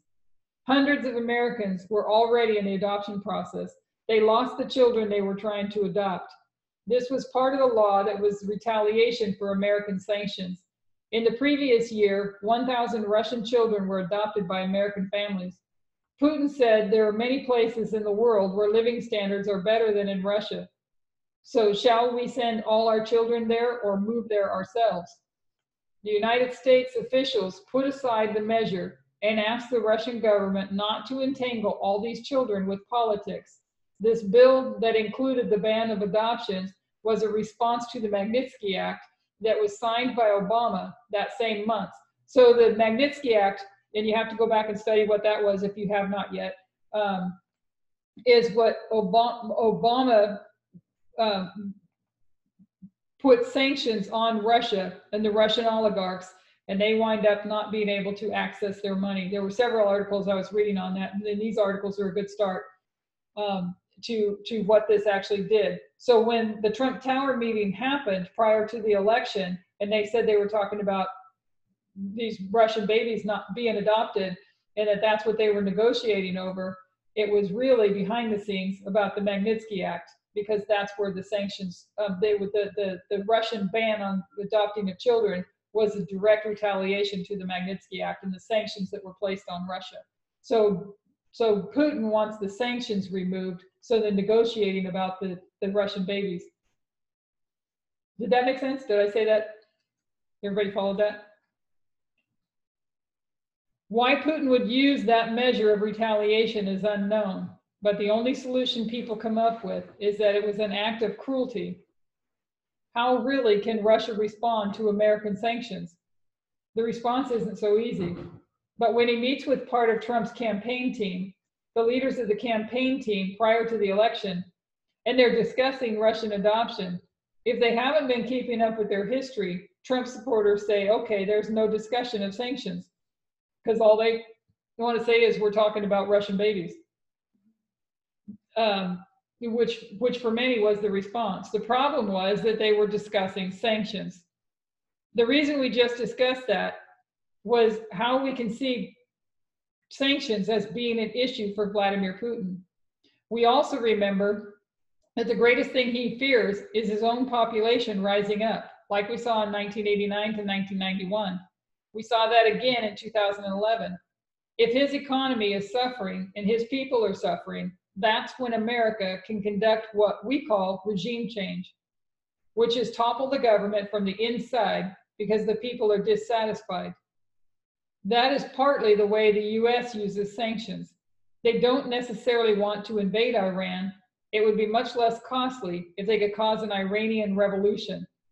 To be sure of power, Vladimir Putin needs these sanctions removed. So there are sanctions and spheres of influence. So there's an article here, and you can click on it to read more of it when you're on when you look at the slideshow, the PowerPoint slideshow yourself. Rally defying Putin's party draws tens of thousands. The crowd overflowed from the central city square, forcing tens of thousands of Russians took to the streets in Moscow on Saturday, shouting, "Putin is a thief," and Russia without Putin, forcing the Kremlin to confront a level of public discontent that has not been seen here since Vladimir Putin first became president 12 years ago. The crowd overflowed from a central city square, forcing stragglers to climb trees or watch from the opposite riverbank. "We exist," they chanted, "we exist." The demonstration marked what opposition leaders hoped will be a watershed moment, ending years of quiet acceptance of the political consolidation Mr. Putin introduced. The leaders understood that for a moment, they, not the Kremlin, were dictating the political agenda and seemed intent on leveraging it, promising to gather an even larger crowd again on December 24th. Saturday's rally served to build their confidence as it united liberals, nationalists, and communists.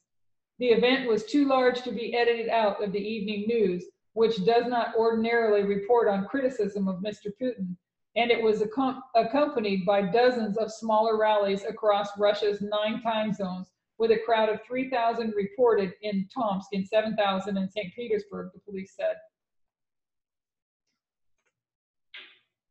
So he doesn't want an uprising of his people. In 2016, by the end, everything's going well. We want to make one point. How did Vladimir Putin interfere with 2016? It's an election year. He sways it on behalf of Donald Trump. What are his mechanisms?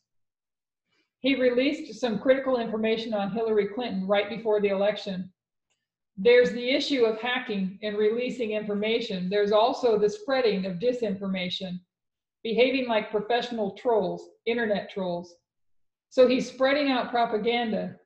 And this was a very well-planned attack, so well-planned that it began to be set up around 2013. Around mid-2013, Vladimir Putin set up an agency just for this attack. It's known as the Internet Research Agency, or the IRA. An innocent-sounding name. They engage in public manipulation through the public consciousness manipulation and are based in St. Petersburg that worked against the Ukraine. And in 2014, they're working in Poland. And they began early in 2015 to work on the American election. Just one example of what they did, September 11, 2013, they put out a hoax that a chemical plant in Louisiana had blown up and all those chemicals were released into the air. All these people take to the streets with banners and holding up signs concerned about this explosion. The whole thing was a hoax. All they're trying to do is upset people. It always amazes me they get away with this stuff because what you see on TV, but what about the people that actually live there?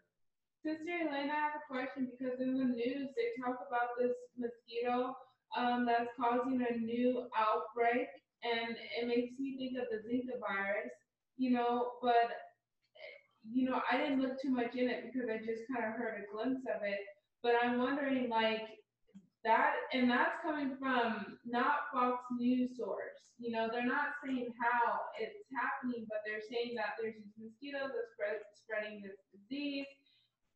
And I'm wondering, well, I guess because I didn't look into it more, I don't know if that's something that's true or not, but if I'm thinking that if that's I don't know. I am pretty sure that that's one that you'll also find on the website link that I'm going to put up here in just a minute.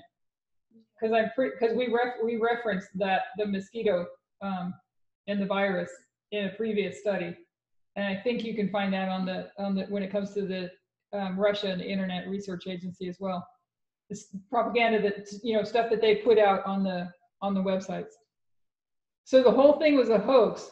All they're trying to do is upset people. The Internet Research Agency from Russia, they posed as Americans and they call for rallies inside the United States. right in the middle of Texas in 2016, there was a Black Lives Matter rally. And you might want to, I know we used this in a previous study to just make sure that I didn't look it up from the previous study that we did. She wasn't sure if it was Black Lives Matter, but I think it was. But anyways, two opposing sides is what the point is here.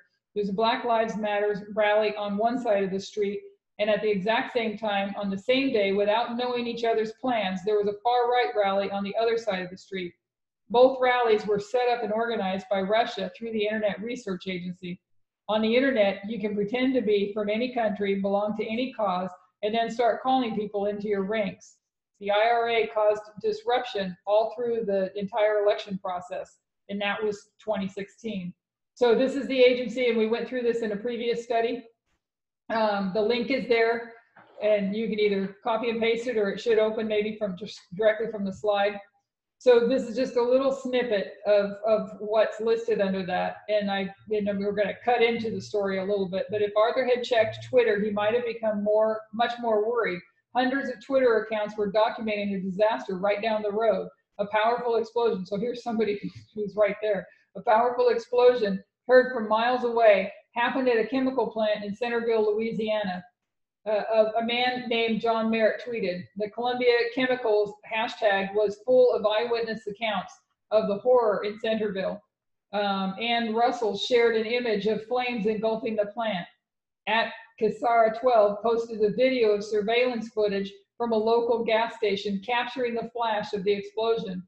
Others shared a video in which thick black smoke rose in the distance. Dozens of journalists, media outlets, and politicians from Louisiana to New York City found their Twitter accounts inundated with messages about the disaster.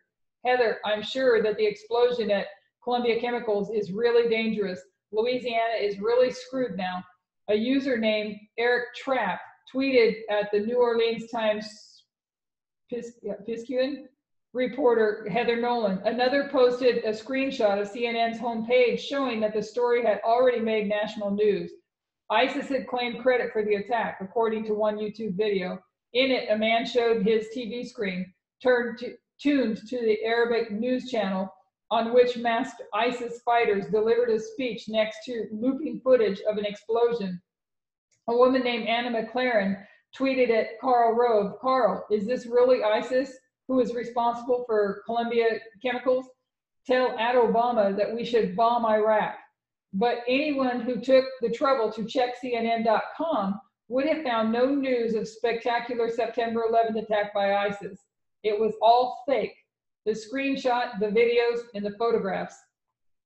So that's just a snippet from that particular article that was placed in there, and there are many other accounts of what they do, and we're going to understand here in a minute how they do it.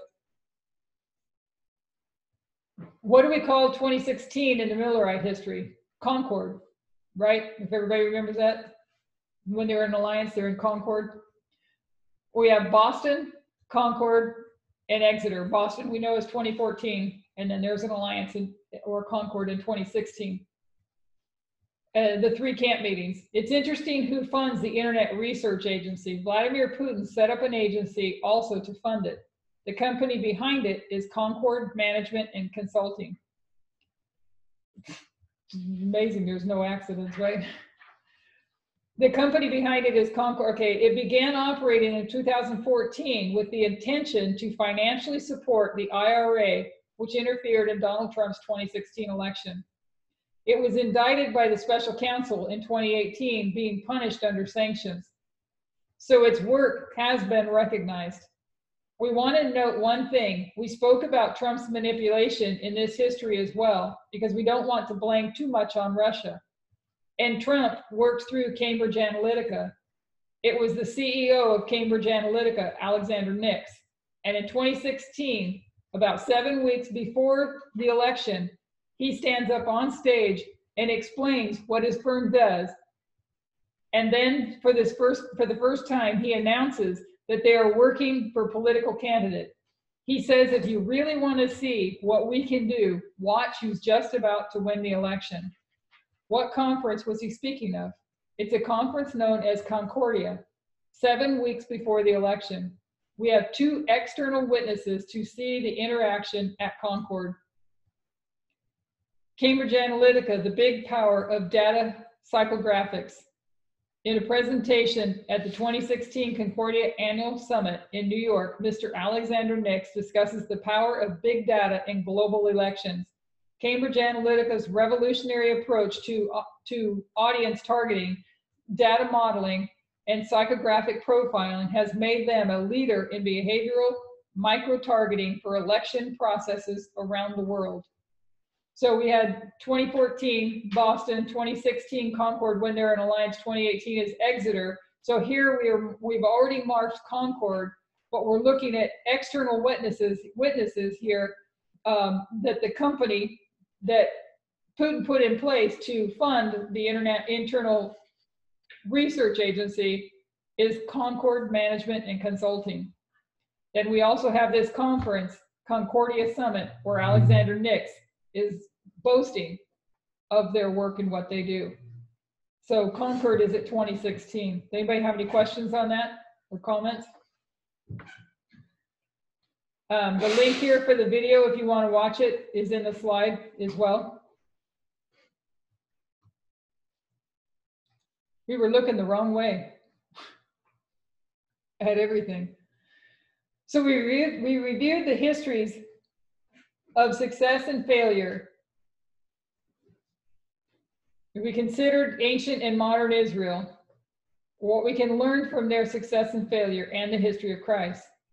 Then we understand that if we want to identify them directly, Raphia or Asculum, November 9th, to do that correctly, we have to understand the previous two battles, and that would be Ipsus and Heraclea.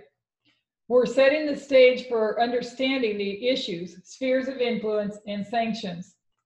So while you go back to World War II, where Stalin and Hitler are in an alliance, and there's payment involved, Trump gets elected, and now there's payment involved, right? So we understand that the King of the North initiates this conflict. Trump starts it, Vladimir Putin wins. We looked at 2016 to draw our attention to the Internet Research Agency, which is the agency employed with interfering with the election. We mentioned the waymark of Concord, and then our next class will look at the 5-month history from July to December of 2018, because that's where we see the breakdown in 2018. It's already passed, and she said that 2 battles are already passed, and that's Heraclea, 2018. The IRA began in 2013. We see its first activity in 2014 where they're disagreeing about the issues of vaccinations. And I think you can read about, I think it mentions the vaccinations also on that agency article that I had posted in the previous slide, where they really didn't if I remember from reading it, they didn't understand the vaccinations issue, so they basically argued both sides. But this is going to describe what they do on those websites and how they do this, whether or not they're safe. These began around July of 2014. The first actions we can find on them begins in 2014, beginning particularly with the issues involving Ukraine and Crimea, where the people were involved in this action. So if you were working for the IRA, you have to go to Western news articles, link comments to those articles, leave 50 comments under news articles per day, have 6 different Facebook accounts, post at least 3 posts each to those accounts, participate twice in group discussions. This is your employment. You get paid for this. And if I understood correctly, you get paid well. Wow, I would like a job like that. I was just thinking. Yeah, you can work at home and study on the side. Yeah. So you, let's see here. So leave 6 different comments on Facebook accounts, post at least 3 posts each to those accounts, participate twice in group discussions, manage 10 different accounts on Twitter. So then I guess you punch your time clock and you go home and live your whatever the rest of your life. So you would have one Russian managing all these different social media accounts or interacting with the news cycle. It's really interesting when you think about what he learned in his, in all his job as a KGB agent, right? And how to do this. So now overall, they just have all these people doing all these things, and the bulk of them probably don't really even know what they're doing it for, right? Mm-hmm. I don't think they really understand what they're doing it for. And I think that's also noted in that article. There's one woman that talks about it because she had worked there and she comes out and talks about it. So if you read that article on the agency on the New York Times, it was a good article. Some of these became quite famous. Some of these fake Facebook accounts promoted some of the biggest conspiracy theories in the election.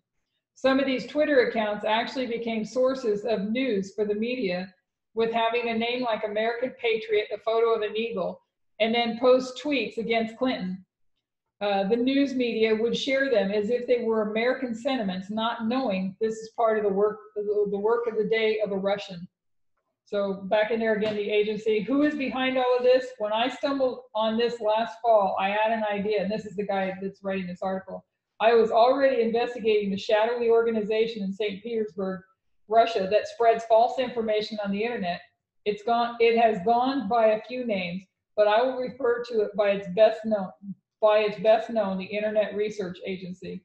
The agency had become known for employing hundreds of Russians to post pro-Kremlin propaganda online under fake identities, including on Twitter, in order to create the illusion of a massive army of supporters. It has often been called a troll farm. The more I investigated this group, the more links I discovered between it and the hoaxes. In April, I went to St. Petersburg to learn more about the agency and its brand of information warfare, which it has aggressively deployed against political opponents at home, Russia's perceived enemies abroad, and more recently, me. And I think that's it. So. Where did you, Elaine's sister, where did you get your information of what you were reading just now? From that, let me pull it back up here 1 second. The link is in your slideshow. Yeah. And I'm not going to turn the slideshow back on, but here, it's a New York Times article. Oh, okay. And you can click on that link or copy the link and put it in your browser. Yeah. And it was a really interesting article. There's several in there that you can find that were really good. In one of the past slides, we had other articles that were also from the Times that were all kind of leaning towards this information.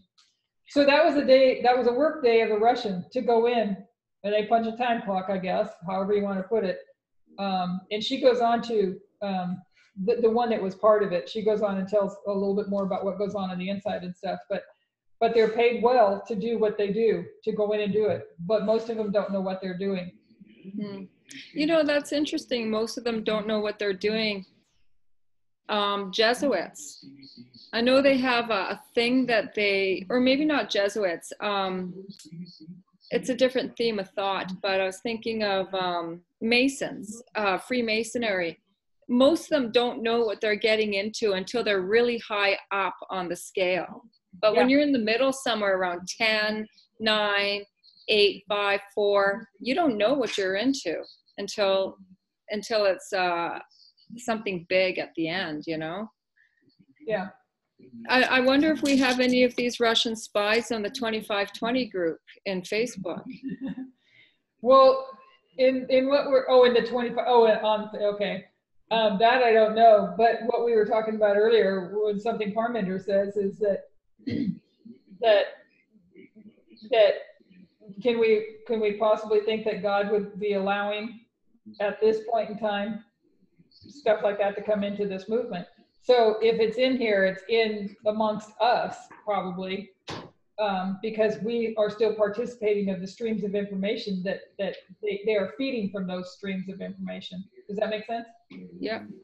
That there may be people still feeding from those streams of information, and that's why God is bringing us step by step through these things. This is as if we're back in the time where Jesus is, that I don't want to say transfiguration, but they slept at the time where he was trying to tell them some of the most important things.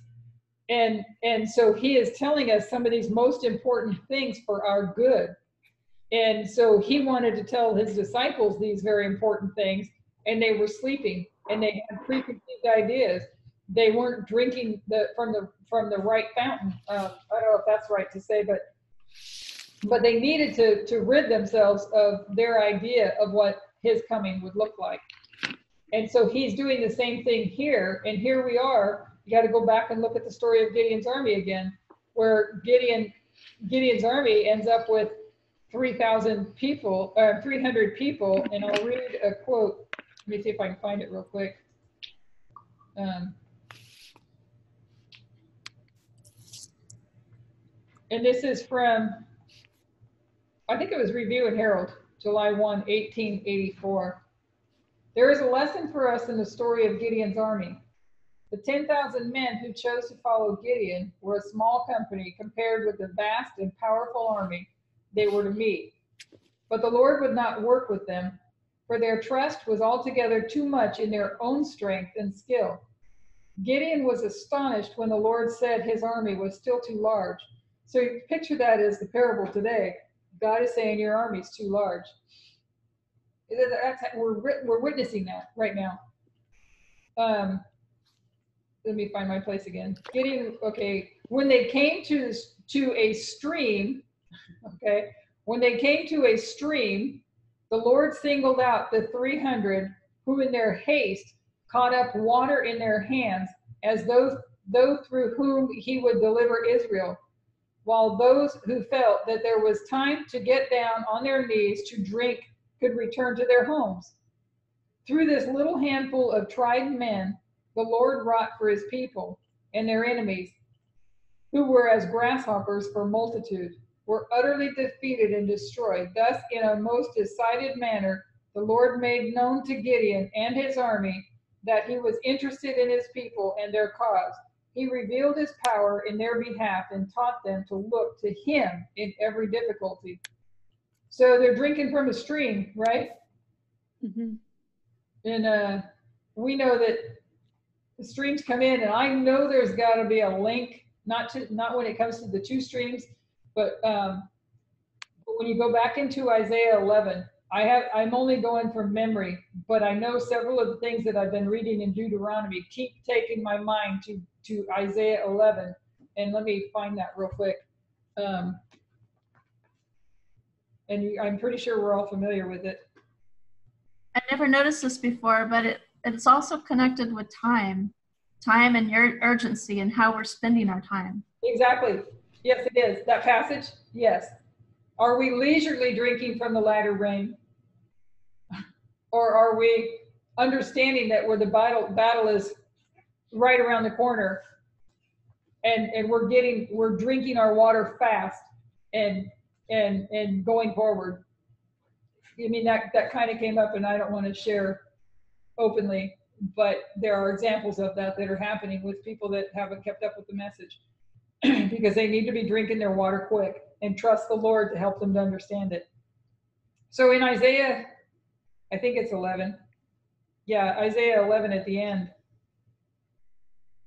verse 15 and 16, and the Lord shall utterly destroy the tongue of the Egyptian sea, and with his mighty wind shall shake his hand over the river, and shall smite it in the 7 streams, and make men go over dry shod.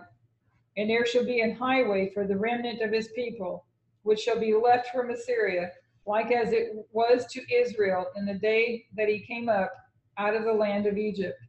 So there's these 7 streams, and I think they're going to be pure streams that all come from the one stream. Any thoughts on that? Because I've not studied it out, but that's been a passage that I've looked at over the years for it, before we came to understand where we're at. It's just a passage, one of those passages that is always put in my head to kind of stay there. So with his mighty wind, what's his mighty wind? He shall shake his hand over the river, and shall smite it in the 7 streams, and make men go over dry shod. It's a mass exodus. I do get that. It's a mass exodus because she says it's like it was, or he says like it was in the time when they came out of Egypt. It's a mass exodus from the world. But those 7 streams, I think, are linked to the true stream, and they all branch out. What that means beyond that, I don't know.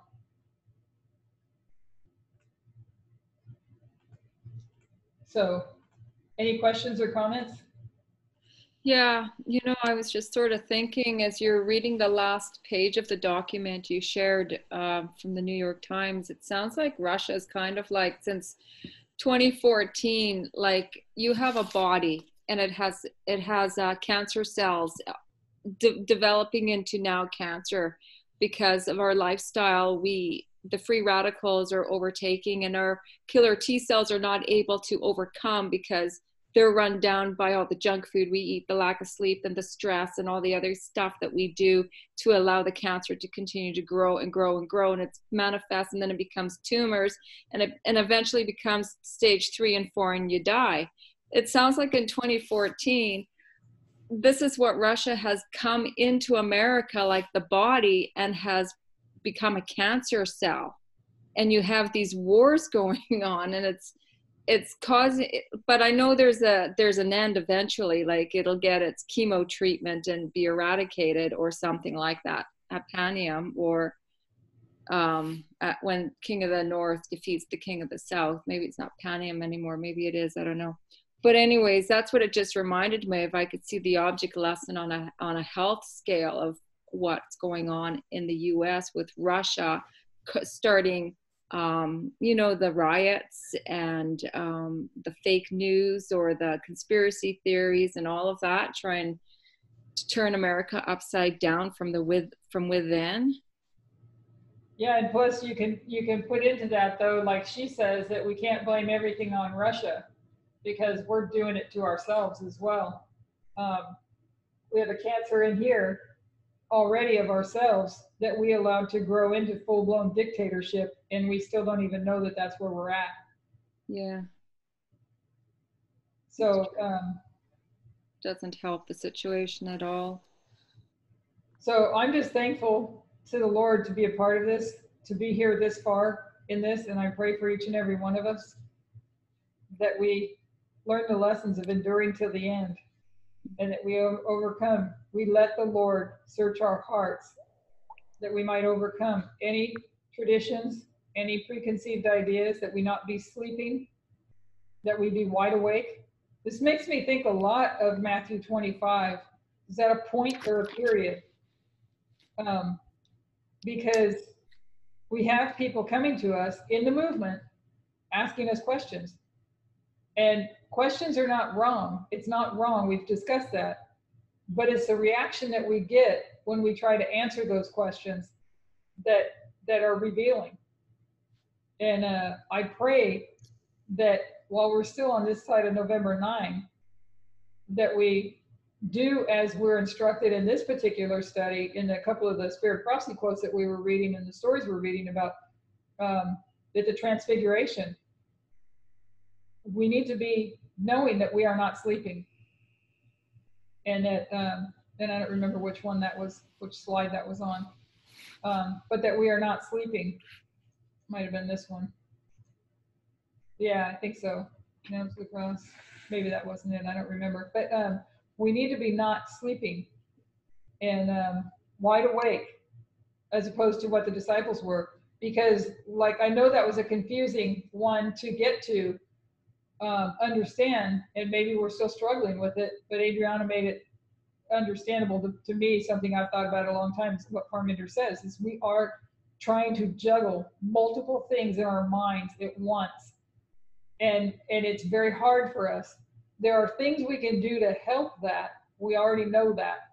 There are things, we go back to the Nature of Man study. Prayerfully, we came through that successfully, because there are things that if we're struggling to understand and keep these all concepts, it's like, to me, I picture it as like there's a bunch of balls juggling in the air all at once.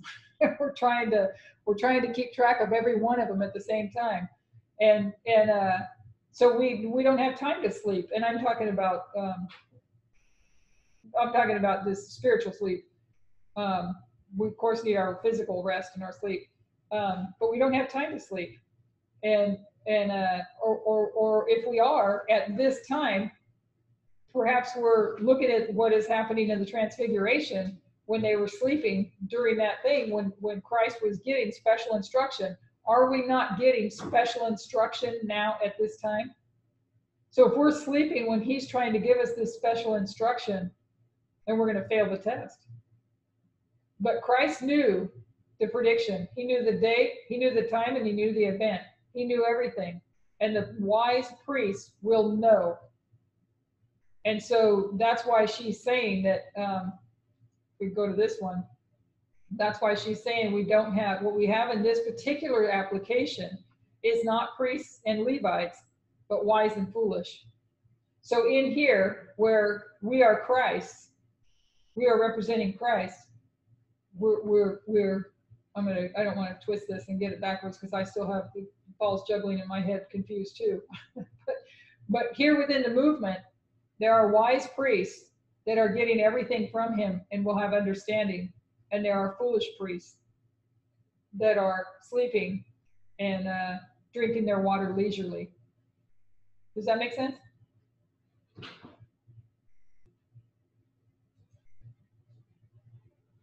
Comments? Anybody?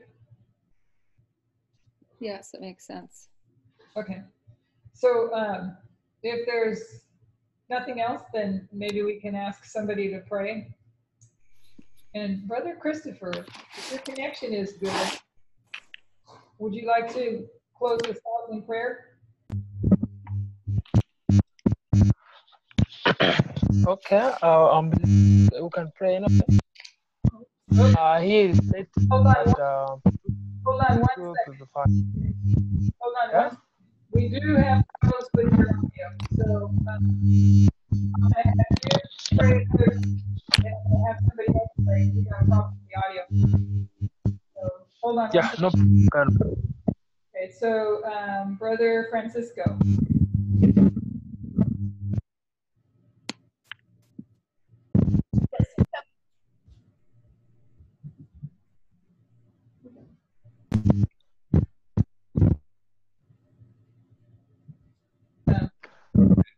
I think